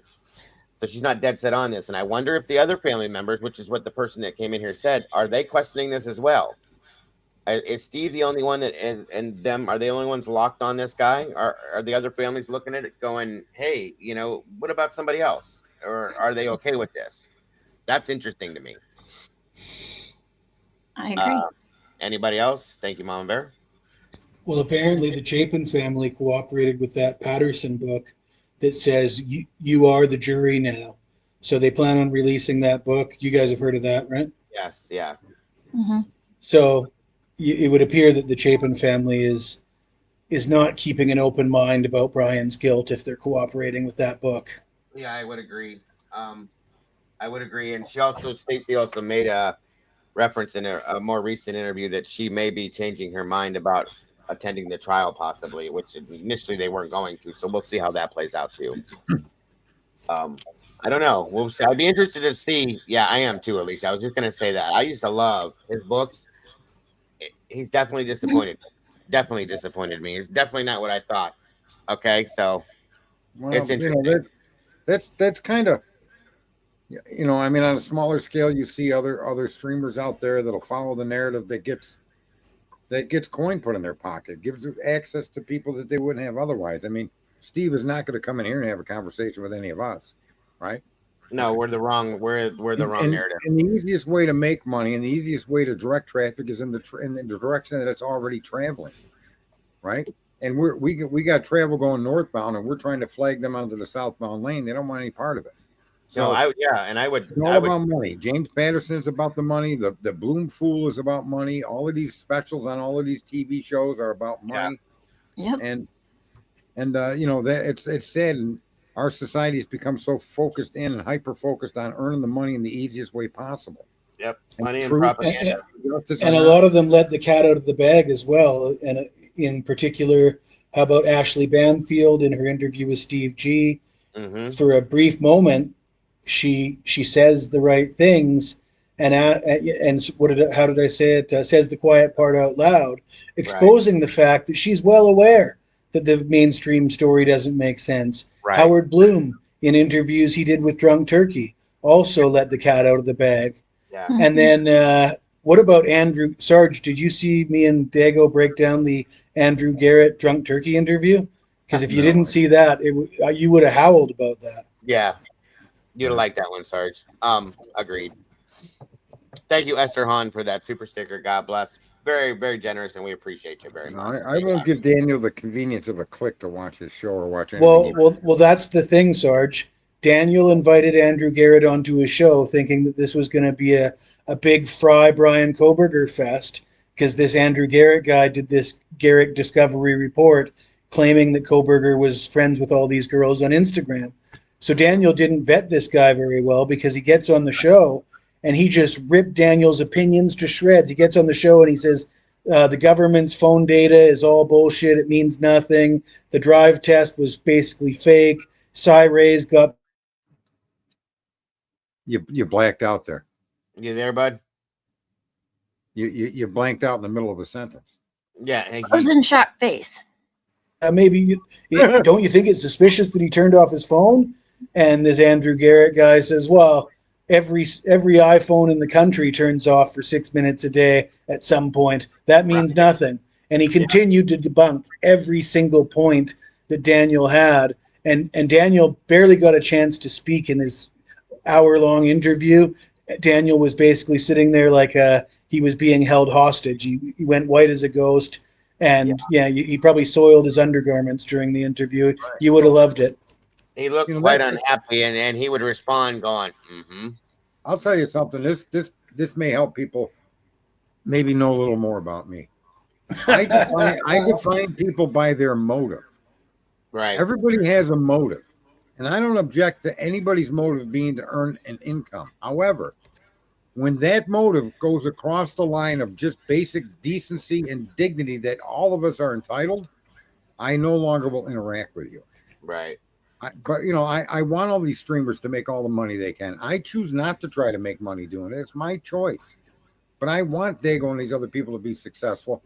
But if you're going to cross the line and put that above and beyond all other reasonable decencies that we owe each other because we're all human beings. Mm-hmm. That's one of the reasons why I look at the trial and I have a different opinion than Eddie. I extend that kind of view to everybody until they break that. Yeah. Right. And if they break it, then, or if I feel like it's been violated, that their motives are shit. If there's someone that I know or have known, I'll interact with them at least one more time to see if we can't find common ground. I even did that with the guy's name that I'll go leave unmentioned.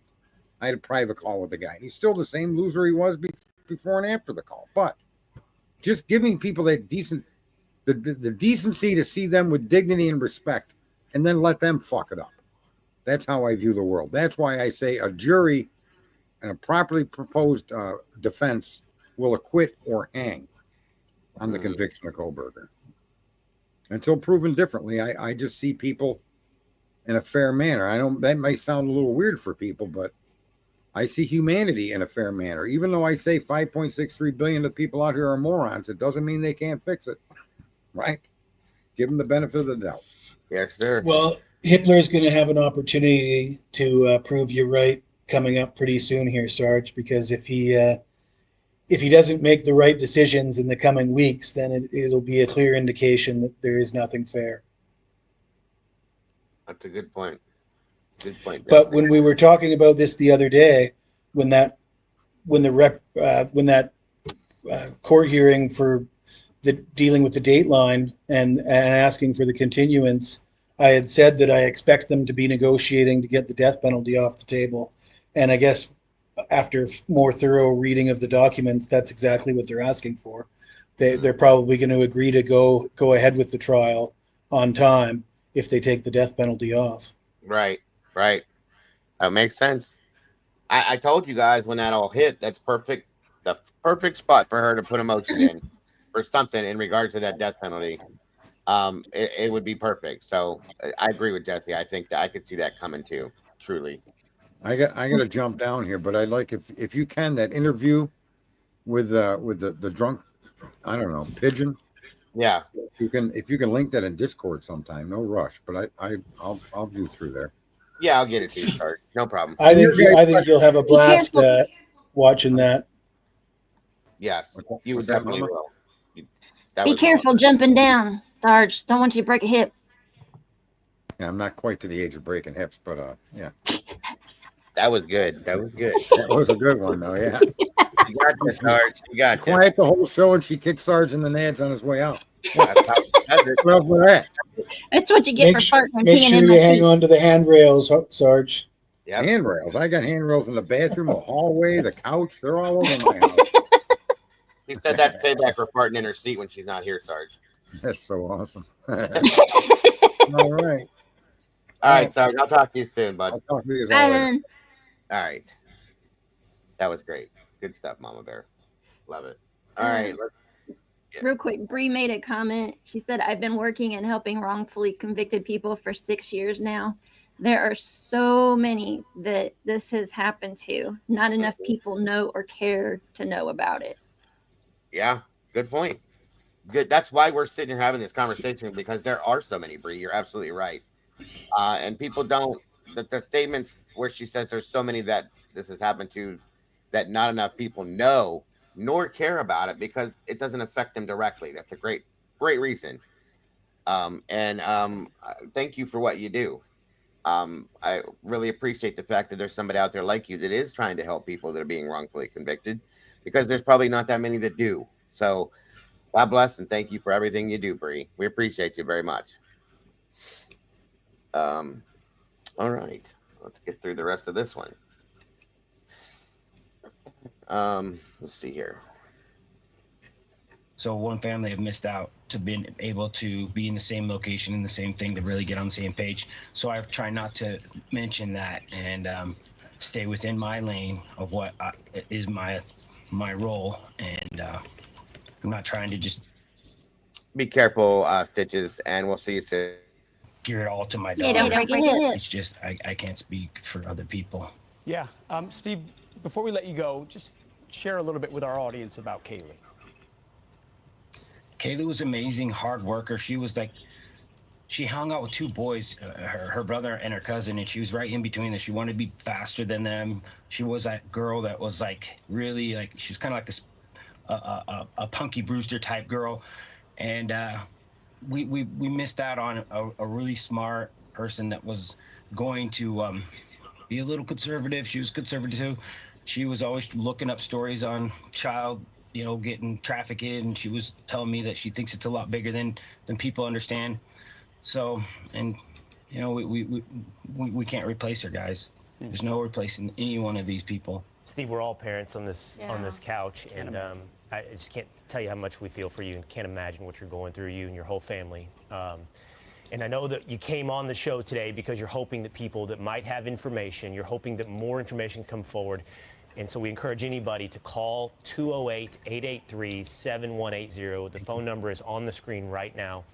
And I've heard you say it before, Steve, it could be anything. You have no idea how small the piece of information could be that could help. And Steve, good on you for agitating. We need more men and fathers willing to do precisely what you're doing, keeping people honest and working toward a solution. God bless you. You're doing your daughter's memory proud. And frankly, you're an amazing example of fatherhood, even after something tragic like this happened to her. Thank you for joining us. Steve. Thank you. God bless. Thank you, guys. Have a good day. Bye. All right. Our hearts are with those families.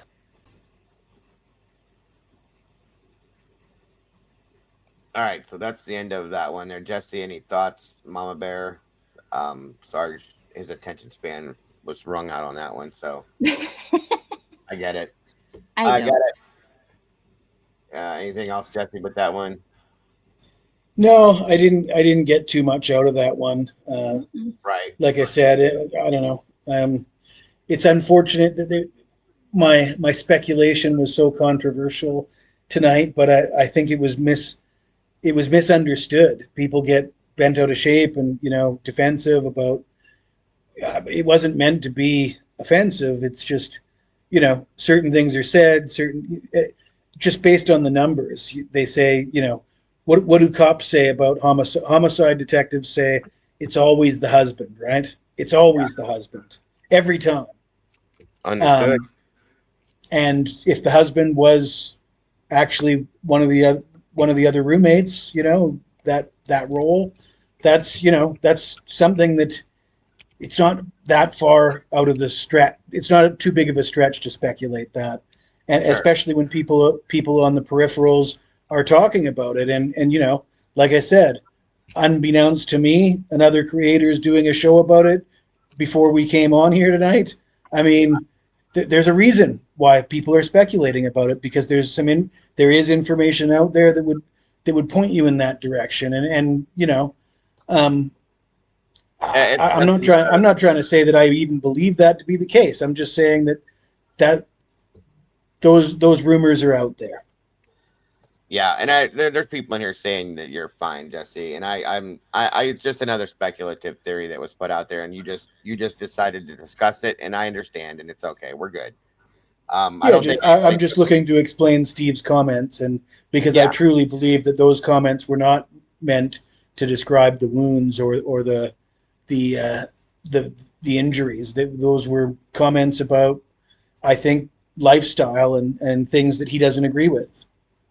Right. And Justice said it's no different than the Brian speculation. Isabel said it's not too that far fetched at all. So yeah, it's understood. I get it, and I knew what you were doing. I mean, it's far less offensive than what I saw on Dateline. I got to say that. Yeah, that was an entire smear campaign pointed directly at him and nothing less. So that's agreed. I definitely agree on that one. This next one is we may not be able to do more than this today, depending on what we do, but this was December 4th too. This was the big one. And this had a lot of stuff in it that people were pointing out then. In a lot it did. This was an interesting interview for me, for sure. SRB said she totally understood what Jesse was saying. What don't agree with is what Steve meant by gross. I think that was meant. Yeah, and it's understood. She said something worse. A lot of people do believe that. There's different feelings on this one. So agreed. And like I said, Jesse, you're fine. Yes, Christina, I'm trying to make sure he's aware of how long he's been on here, so he can make that. Like I said, we're about done with this. And I'll be in here tonight again, like I said. So no worries. What is today? Friday or Saturday? Friday. Or Saturday. Today's Saturday. That's right. Sorry. Yesterday was a blur to me. I'm sorry. Yeah. All right. On we go with this one here. We might have to mute again. So heartbreaking what these families are going through. I had the chance to sit down with the Gonzalez family in Kaylee's home. Their loss, it is so heavy, and they have been vocal about their relentless search for justice and frustrations with the investigation. Here's part one of our conversation. You know, she was hurt so bad that she was not able to recover. That is just terrible. Oh, it's okay. It's terrible. I cannot fathom in my head what kind of person did this. It's capable. And why. I can't sleep at night. I lay in bed pondering just millions of different scenarios. And I want to know, but then there's stuff obviously you don't want to know, but You just cry. I think I want to know it all, and You're okay. I just don't understand why. How somebody can take somebody, four of them, it wasn't just my girl, just so savagely. Is anyone acting differently since the murders? I mean, is there anyone that you have a weird feeling about that the girls knew or that comes to mind? Yeah, I would say not in the immediate circle by any means, but a few of the names that have been circulating around, I think it's hard. Okay, real quick, we'll start there. I always thought that was interesting. Not in the immediate circle, but some of the names that have been circulating around. I had to wonder at that point, who could it have been? And when they say immediate, do they mean immediate as in like Maddie, Xana, Kaylee, and Dylan and Bethany? Or are there other friends involved in that circle or outside that circle? I would assume that they're not talking about Dylan and Bethany. I mean, you'd have to assume that is encompassed in the immediate circle, right? Well, I wondered though, Jesse. That's why I'm asking, because then I think shortly hereafter this, didn't they state they go into the people that were cleared too quickly? Are they referring to them or no? You know what I mean? I guess maybe to the Gonzalez family, the immediate circle is Maddie, and maybe even Maddie and Xana, maybe. Maddie and Jack. Yeah. I mean, I guess they've never, none of them had ever been there. Isn't that the story that they're telling us? There's some controversy if Steve had ever been there, but Yeah, I believe that was part of it. Right. I think Christy said she was never there. Yes. So, yeah, maybe it's possible that Dylan and Bethany could be outside the immediate circle. That's kind of my thought, because they weren't, from what we all know, they weren't friends. They weren't in that friend circle. They were. I was thinking more of like Ashlyn Couch would be, and I don't know if Ashlyn Couch's name is actually for some reason her mother has a different name than she does. Yeah, she was remarried.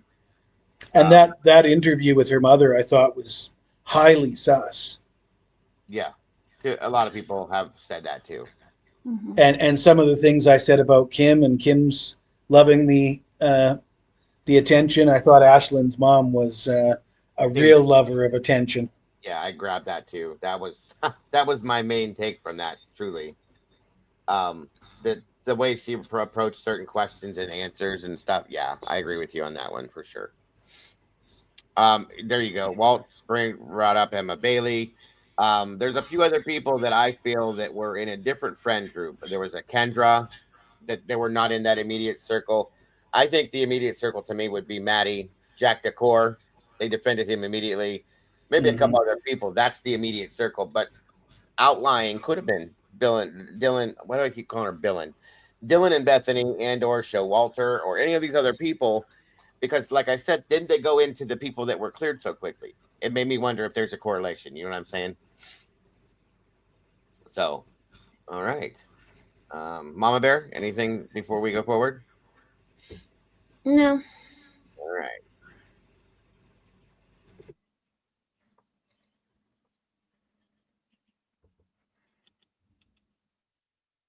Not to kind of, dig into this, and I don't know how much of that is just because we have so little information from law enforcement, and how much of it really is, a sister or a father's intuition.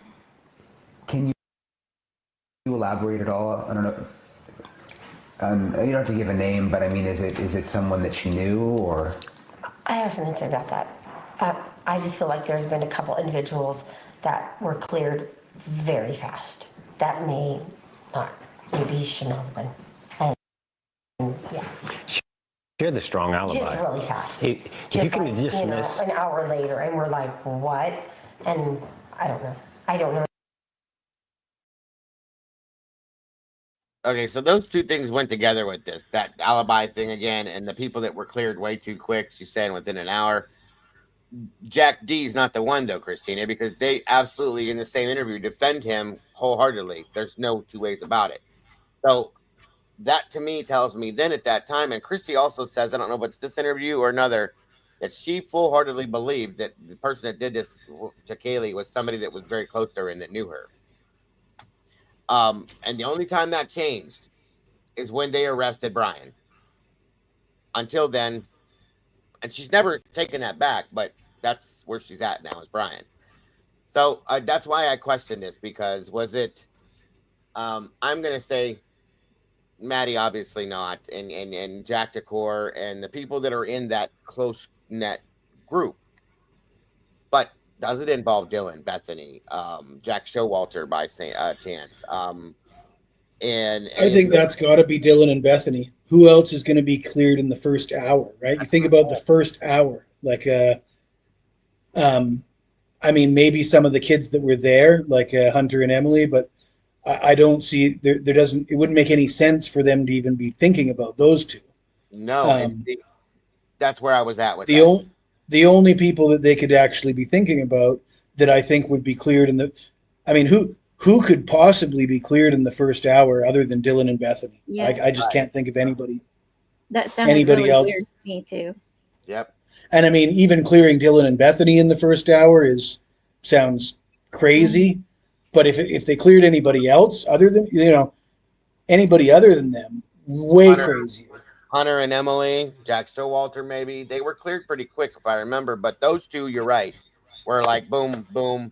They're victims. That's all there is to it. Well, I mean, I'm assuming Hunter and Emily were cleared just because they were not, yeah, they were there for the 911 call, but they weren't apparently there at the time of the crime, right? So I mean, maybe they. I don't think when you're talking about people that were cleared, I don't think they even fit into the conversation. I think you're talking about other people, but yeah.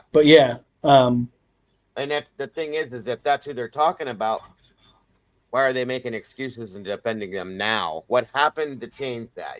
Other than why would you choose if you're saying that then about them, and now the 911 call comes out and you don't even listen to it? More question it, yeah. Mm-hmm. Yep. And especially Steve too, because we know Steve's listened to it. Yes. And for Steve to be going on Drunk Turkey and telling that story about the door, and they needed help opening the door, and all this malarkey that wasn't true. Right. Yeah. See what I'm saying? That's why. Yeah. Steve just has to know. Steve has to know that he was lied to about that.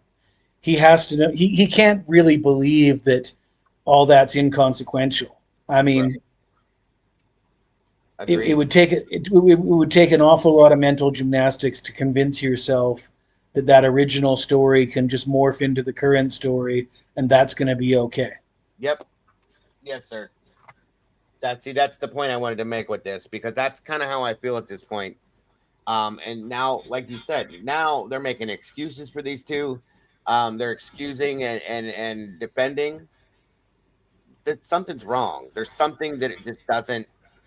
Something don't line up, and that's kind of why I wanted to do this to an extent. So, 2 + well, we 2 can is offend a lot of people by suggesting that the families are in it for the money, but if we just stick to the facts and just account for the money that the families are having thrown at them in the way of Baylor, full ride at Baylor for one of the daughters in the Gonzalez family, the scholarships given to the Chapin family, the book deals, the CrimeCon appearances, now this collaboration with James Patterson.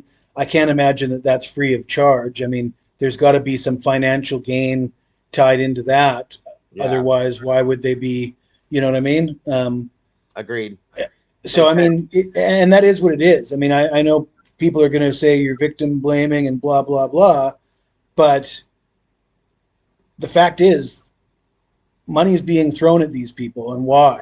Is it just because people have good hearts and they want to take care of them? Or is it more nefarious than that? And we can debate that. But to me, it's a little strange. It's also a little strange at how easily that money is being accepted. Yeah. Mom just said enrollment is up by 2,000 students since the crime. Wow. Well, I'm sure the college is loving that. Oh yeah, in the town. Yeah, that's what it's all about there. Yes, ma'am. Yes, ma'am. Good points, Mama Bear. Good point. Thank you, Jesse. That's good point. And Eddie said, to back up in a sense what you were saying, Jesse, up here real quick. I lost it because I'm a goofball. Basically, he said he knows it's malarkey. I'll just leave it there. So, yeah. Well, I think anybody that listens to that 911 call, I mean, anybody who heard Steve's original story and then listened to the 911 call, it's blatant malarkey. I mean, there's no fitting that. There's no excuse for that. It just doesn't work. It doesn't jive. And all the Datelines and all the News Nation stories and Ashley Bamfield talking. As I said, she said the quiet part out loud. She confronted Steve about how that doesn't make sense, because even she let us know that she knows it's malarkey, right? So, yeah, he couldn't answer that, right? He sat down at that point and kind of went to the left. So, yeah, made no sense there. But, yeah, you're right. Good point. And me, myself, and I, thank you for your question. Do you think any of them had a polygraph? Probably not. I think they needed them, but I don't think they did. Good question, though. Thank you, me, myself, and I appreciate that question because that's something I've wondered myself. Every one of them, anybody that was even anywhere near that house that day should have had a polygraph test done, in my opinion, admissible or not. I don't care.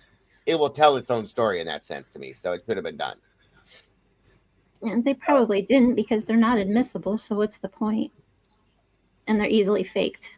Yes, ma'am. It could be, but I think I have a point. I have a point that I would like to make about your previous show that I wasn't able to attend because I had a splitting headache that day. Yes. I think what I actually had, I think I had keto flu because I haven't been eating carbs or sugar for the last. You guys know what keto flu is? I've been through it more than once. Yes, sir. Yeah, it can cause some pretty brutal headaches. So I remedied that by drinking 3 bottles of wine last night, so I don't have keto flu anymore. That will remedy. That'll remedy anything. Yeah. Yeah, my head feels just fine now. But there was the debate between Eddie and Sarge about corruption and how corruption takes place, and you know, the thing that's often thrown out there about conspiracies is if there's too many people involved, you can't keep a conspiracy quiet because too many people know about it, and somebody's going to come forward and somebody's going to speak. But in today's day and age, people do come forward. There's people all around coming forward about all sorts of conspiracies, and they just get written off as conspiracy theorists. They don't get a platform. They get ignored. They get debunked. They get their character assassination. So yeah, large conspiracies can take place on a large scale, and a lot of people can be involved, and people can come forward and speak, and they just get shut down. So that's no longer an argument. And my second point to that whole conspiracy thing is the timing that these killings happened and what was going on in the world at that time. We were going through one of the greatest conspiracies of our lifetime with the pandemic. Yes. And at that time, people that were in a position of authority, police, administration, government workers, anybody who was involved in the system, there was this stark separation between the general public and people that were part of the system. And anybody who was part of the system was given more power, and the balance of power between the general public and the system was way out of whack. And we've come back a little ways, but I don't think the general public's ever got back to where they were pre-pandemic. And so people like law enforcement and like I said, people that are part of the system, media, the entire system, they had way too much power. And not only that, you have to imagine at that time in 2022 and late 2021, they would have felt emboldened and empowered, and almost like a God complex to do whatever the hell they wanted. And it is the way it is because we say it's that way. That was the way and not everybody would agree with my take on the pandemic, but we can all agree that that our lives changed, and the role between the general public and people in power changed. All of a sudden, people in power had more power to restrict your rights, so I think that could very well have an impact on this case. Yeah, agreed. Eddie says there's no way that they had a polygraph. There was never a real investigation. I have to agree with that too. Yeah, I'd agree. Absolutely. Justice says Jeff is the same, answers a question without answering the real question, or this is true. Well, he probably learned from the best, in my opinion. I'll just put it that way. So that's how a lot of these people will answer these questions. Oh, really? DH said in Idaho, polygraphs are permissible if all parties agree to it. Oh, really? That's interesting. Wow, then that's probably something that definitely won't happen because they probably wouldn't agree to it at that point. I found it particularly satisfying, my debate on here with Jeff H. about the 911 call, only to have the documents dumped a couple days later that proved everything I was saying was actually the way it was. And then when I confronted Jeff H. with that, he says, yeah, but we were working on old information. And I had to point out to him that we were both working with the same information. I was right, you weren't. It's as simple as that, Jeff. That's all there was to it.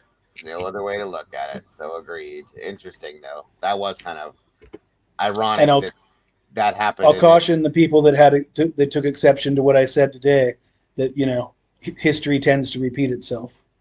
Yeah. Yeah, it's gonna happen again. Hold on here. Just wanted to check something real fast as we move forward. Oh. Okay. So, Beetlejuice, Beetlejuice, Beetlejuice. Say it 3 times. It'll is he here? appear. Did he appear, Jeff? Are you Not here? yet. Oh. Okay, so we do have new documents, everybody. I knew it. I knew it. Anyway, all right, let me run through this here real quick because we don't have much more time left. Nope. Let me mop that down, and off we go. I can't wait to go check out that Lana story. I find it uncanny that I come out here and talk about something, and everybody says that she's already done an episode about it an hour earlier that I haven't seen. But I'm interested to hear that theory. Yeah.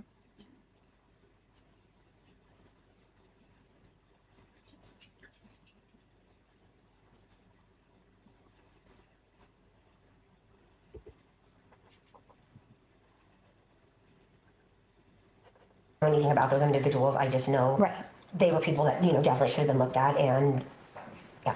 I don't know what would prevent you from sharing somebody's alibi.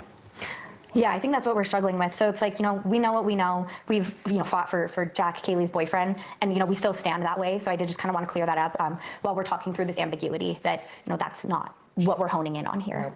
We don't want to make more victims out of innocent people. Exactly. We definitely don't want to do that. You've mentioned before that you didn't want to have a funeral right now because the killer's still out there. Is that something that you're still thinking about? Are you nervous at all? I mean, because in Moscow, we talk to students. People are really nervous there. They should be. Yeah. This targeted to me, it seems behavior based. That's why I don't like it, and it kind of hits the parents against each other. So I don't like that. I just told some of the other parents today that if your daughter is no ill will from me, man. To me, if you go have a couple beers or go out and hang out with your friends and then come home and go to bed, if that's your target, then I think we all do that. I think we all come home and go to our beds. Yeah. So it's kind of a bad word then. I mean, it doesn't really make sense in some ways. Exactly. Even the prosecutor told me that. Yeah. He said, I think it was kind of a weird word to choose. Yeah. I mean, if it makes sense if there was some bad behavior that they did. Let's say, I don't know, they came from a strip club or something, and then somebody followed them home. That's a targeted thing. That's what comes. I've had innocent people that were interviewed that were their neighbors, and they said, I'd be a lot more scared if it wasn't targeted. Yeah. Because I'm not doing anything to target me. And I'm like, well, if targeting is just going to bed with your friends. So maybe that was just a way to calm people down? I feel like it was strategic. Yeah. It was a strategic way to keep people from hitting the door, transferring out, and turning that place into a ghost town. So, You never think you're going to lose your little sister. Yeah. Ever. You never think you're going to have to bury your daughter. Absolutely unbelievable. It's nothing compared to the pain that I feel. Yeah. Losing Kaylee. And I don't know. It's several things. It's her age. It's how it happened. It's her life. Why it happened. Who did this to her? Just graduated. Who did this to her and her friends? The fact that she was with her best friend. Since they were little girls. That family tonight is so heartbroken. I've been in touch with them. It's literally unimaginable to think about what they are going through. Thank you for watching. Go to newsnationnow.com to find News Nation on your All right, so that was there's a second part to that. We're not going to get to that today. But, Did you hear what I heard, Diego? I think if we're going to refer to it, I'll let you go first, and I'll tell you if I was right. Targeted because you're sleeping with your friend? I did. I don't know if my mind is just if I've got that on my mind, but the way that came out, Yeah, I heard it. I don't know if it's meant that way, but that's what I heard for sure. Agreed. And it was weird, kind of odd, actually, that it came right after that. So, but aside from whether or not that's what he meant, targeted certainly doesn't fit Brian Koberger, in my opinion. They seem very convinced that this is targeted, and now they, again, I have to say, the way the families are honing in on Brian and going along with the law enforcement, it almost feels like how could they possibly believe that and are they just playing along for whatever incentives and reasons they're being presented with? Because I think there's just so many signs that the Gonzalez family should know better than this. Yeah, and I think that's one of my biggest questions is why are you not seeing these other pieces of information that are being thrown right in your face? Why are you not seeing these red flags that are being thrown right up in front of you? How are you Well, not? your own words. Yeah. I How are mean, you not challenging this? people that lose, if they lost their child, so I could see how their minds could be clouded, but they're not in the beginning. They're asking the right questions.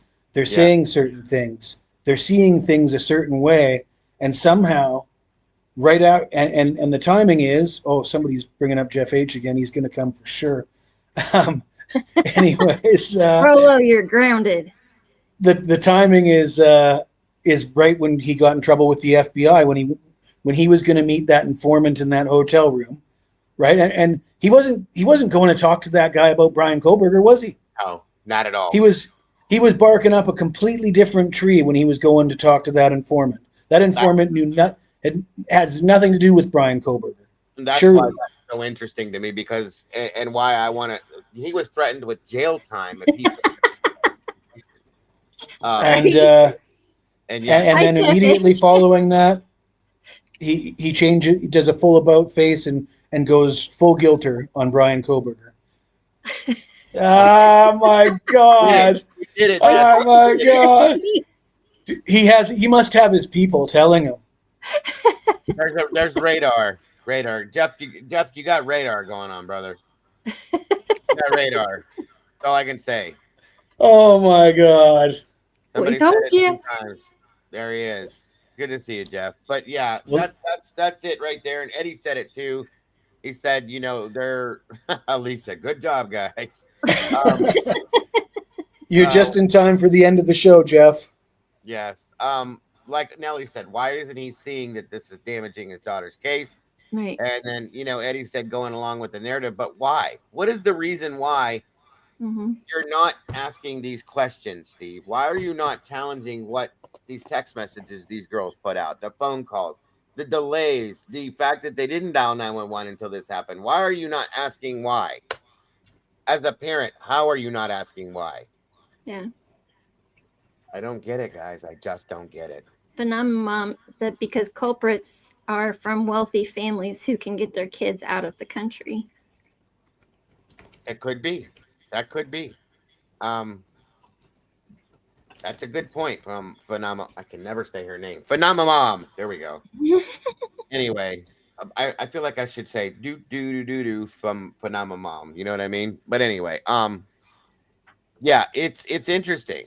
It's definitely interesting, and it's probably my biggest question right here at this point in this case is why are these questions not being first off, why are these things not being challenged? Why are they not being questioned? And why are you not more upset? And why are you making excuses for why these things happen? That blows my mind. It's going to be interesting what Steve has to say about this, the consequences of the leak, Now things have leaked. Yeah. And the death penalty is probably coming off the table, or something's happening. There's going to either a continuance will be granted, or the DP is coming off the table, because I don't see how Hitler denies all this. Hitler can't just say denied, because it will be a black mark on his career. I mean, there's rules, and the rules call for a continuance or an agreement with the DP, in my very non-professional opinion. And I want to know, going along with that, Jesse, I want to see Steve's reaction to if those things happen. If they pull the death penalty, if they continue the case, I guarantee you there'll be new interviews, and I'm real curious to see what he has to say about it then. So maybe he'll just stop doing interviews altogether and sort of act apologetic about it. Or I'm wondering if he was already told with that hearing that happened day before yesterday or yesterday to stop doing interviews. I wonder if that's what that was about, possibly. I don't know, but that's probably going to do it for today, guys. Oh, I'm sorry, Jeff. Or are you being a smartass, Jeff? I think you are. It's kind of quiet. I mean, I can hear you, but I mean, it's quieter than Jesse's. I'm not using my professional mic. I've just got my computer mic going. So you're just a loudmouth. Let me see. I'm just sitting on the sofa because I can't sit in my chair because my ass hurts. been hanging out with Sarge too much. Yeah, there you go. Oh, that'll do it. That will do it. Jesse, thank you for joining over us on your Ass Hurts Network.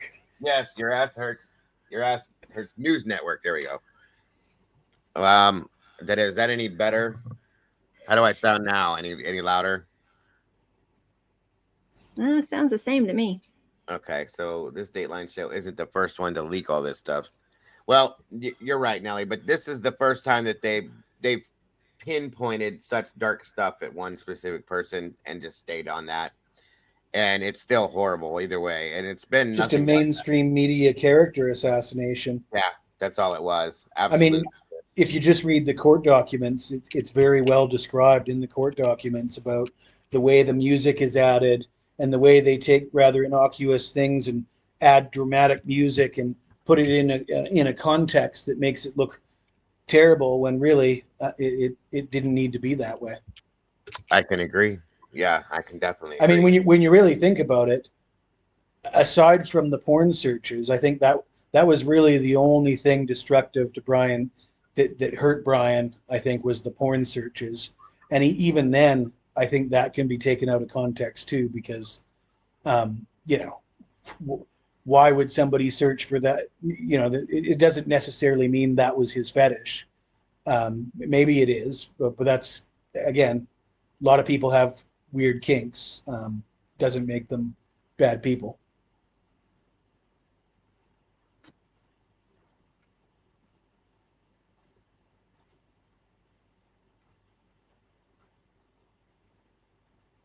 Yes, sir. Sorry about that. I was trying to do something. Well, thank you for joining us, Jesse. Like I said, I'm gonna have to bring this to a close. Mama Bear, thank you as well. Sarge, thank you for joining us, and we'll be back to it here soon. I'll be back in here tonight with something. I'm not 100% sure which way it'll go, whether it's gonna be our weird, creepy shit or if we're gonna do something else. But either way, it's gonna be something. So look forward to that for those of you that are interested, and hope to see you then later on this evening. And again, great conversation, Jesse and Sarge. And like I said, I'm not 100% Yvonne. Probably around 8 o'clock, give or take. Diego, before we go, I'd just like to take this opportunity regarding what I said earlier in the show. I'd just like to take this opportunity to apologize to absolutely none of you.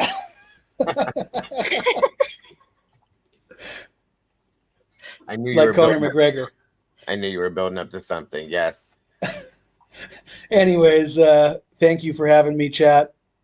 I know most of you are still on board with what I'm saying. So, and to the rest, just keep your eyes and ears peeled, because this story changes every day. Yes, it does. Oh, it just does. ask Jeff H. Yes, I will be here tomorrow, guys. I'm gonna recover. I'm gonna cover all of the new documents we've got and dropped yesterday. I'll say, like I said, yesterday's a complete blur to me, and go through that and everything else, and maybe do some more of this since there is so many of these. And I'll see you then for that, guys. Other than that, I'll see the rest of you guys tonight. And hopefully, maybe Jesse, maybe you join us then too. Who knows? We'll see. Have a great night, folks. Have a great day. And Mama Bear, thank you once again. I will talk to you soon. Everybody in the chat, don't forget to love yourselves and love each other. Don't change nothing. You guys are the beautiful people. And I will see you all very soon. Bye-bye, y'all. Bye, guys. I'll see you soon.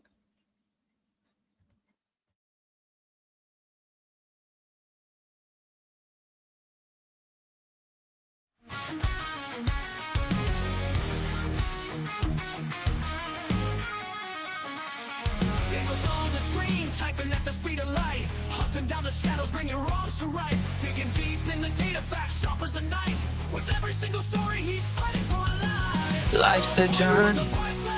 He won't stay quiet. Diego's got the fire igniting the fight.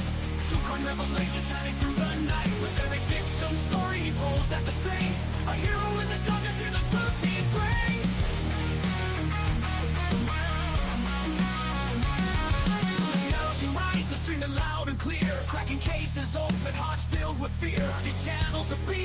a world gone wrong. He guides us through the chaos, a soldier so strong. The flicks and the lights, they follow his lead. With every new case, he plants a new seed. Sharing their stories, giving hope where it fades. Daniel's a warrior through the trials he waves. In a world of silence, he shouts out their names. Daniel's got the fire igniting the fight. True crime revelation shining through the night. With every victim story, he pulls at the strings. A hero in the darkness, hear the truth he brings. From the shadows he rises, streaming loud and clear. True crime revelation shining through the night. With every victim story, he pulls at the strings. A hero in the darkness, hear the truth he brings.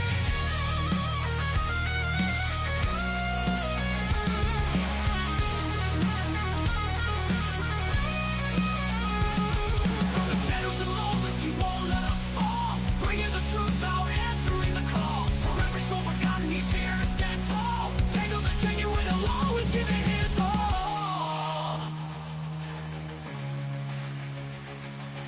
Dangle's got the fire igniting the fight. True crime revelation shining through the night. With every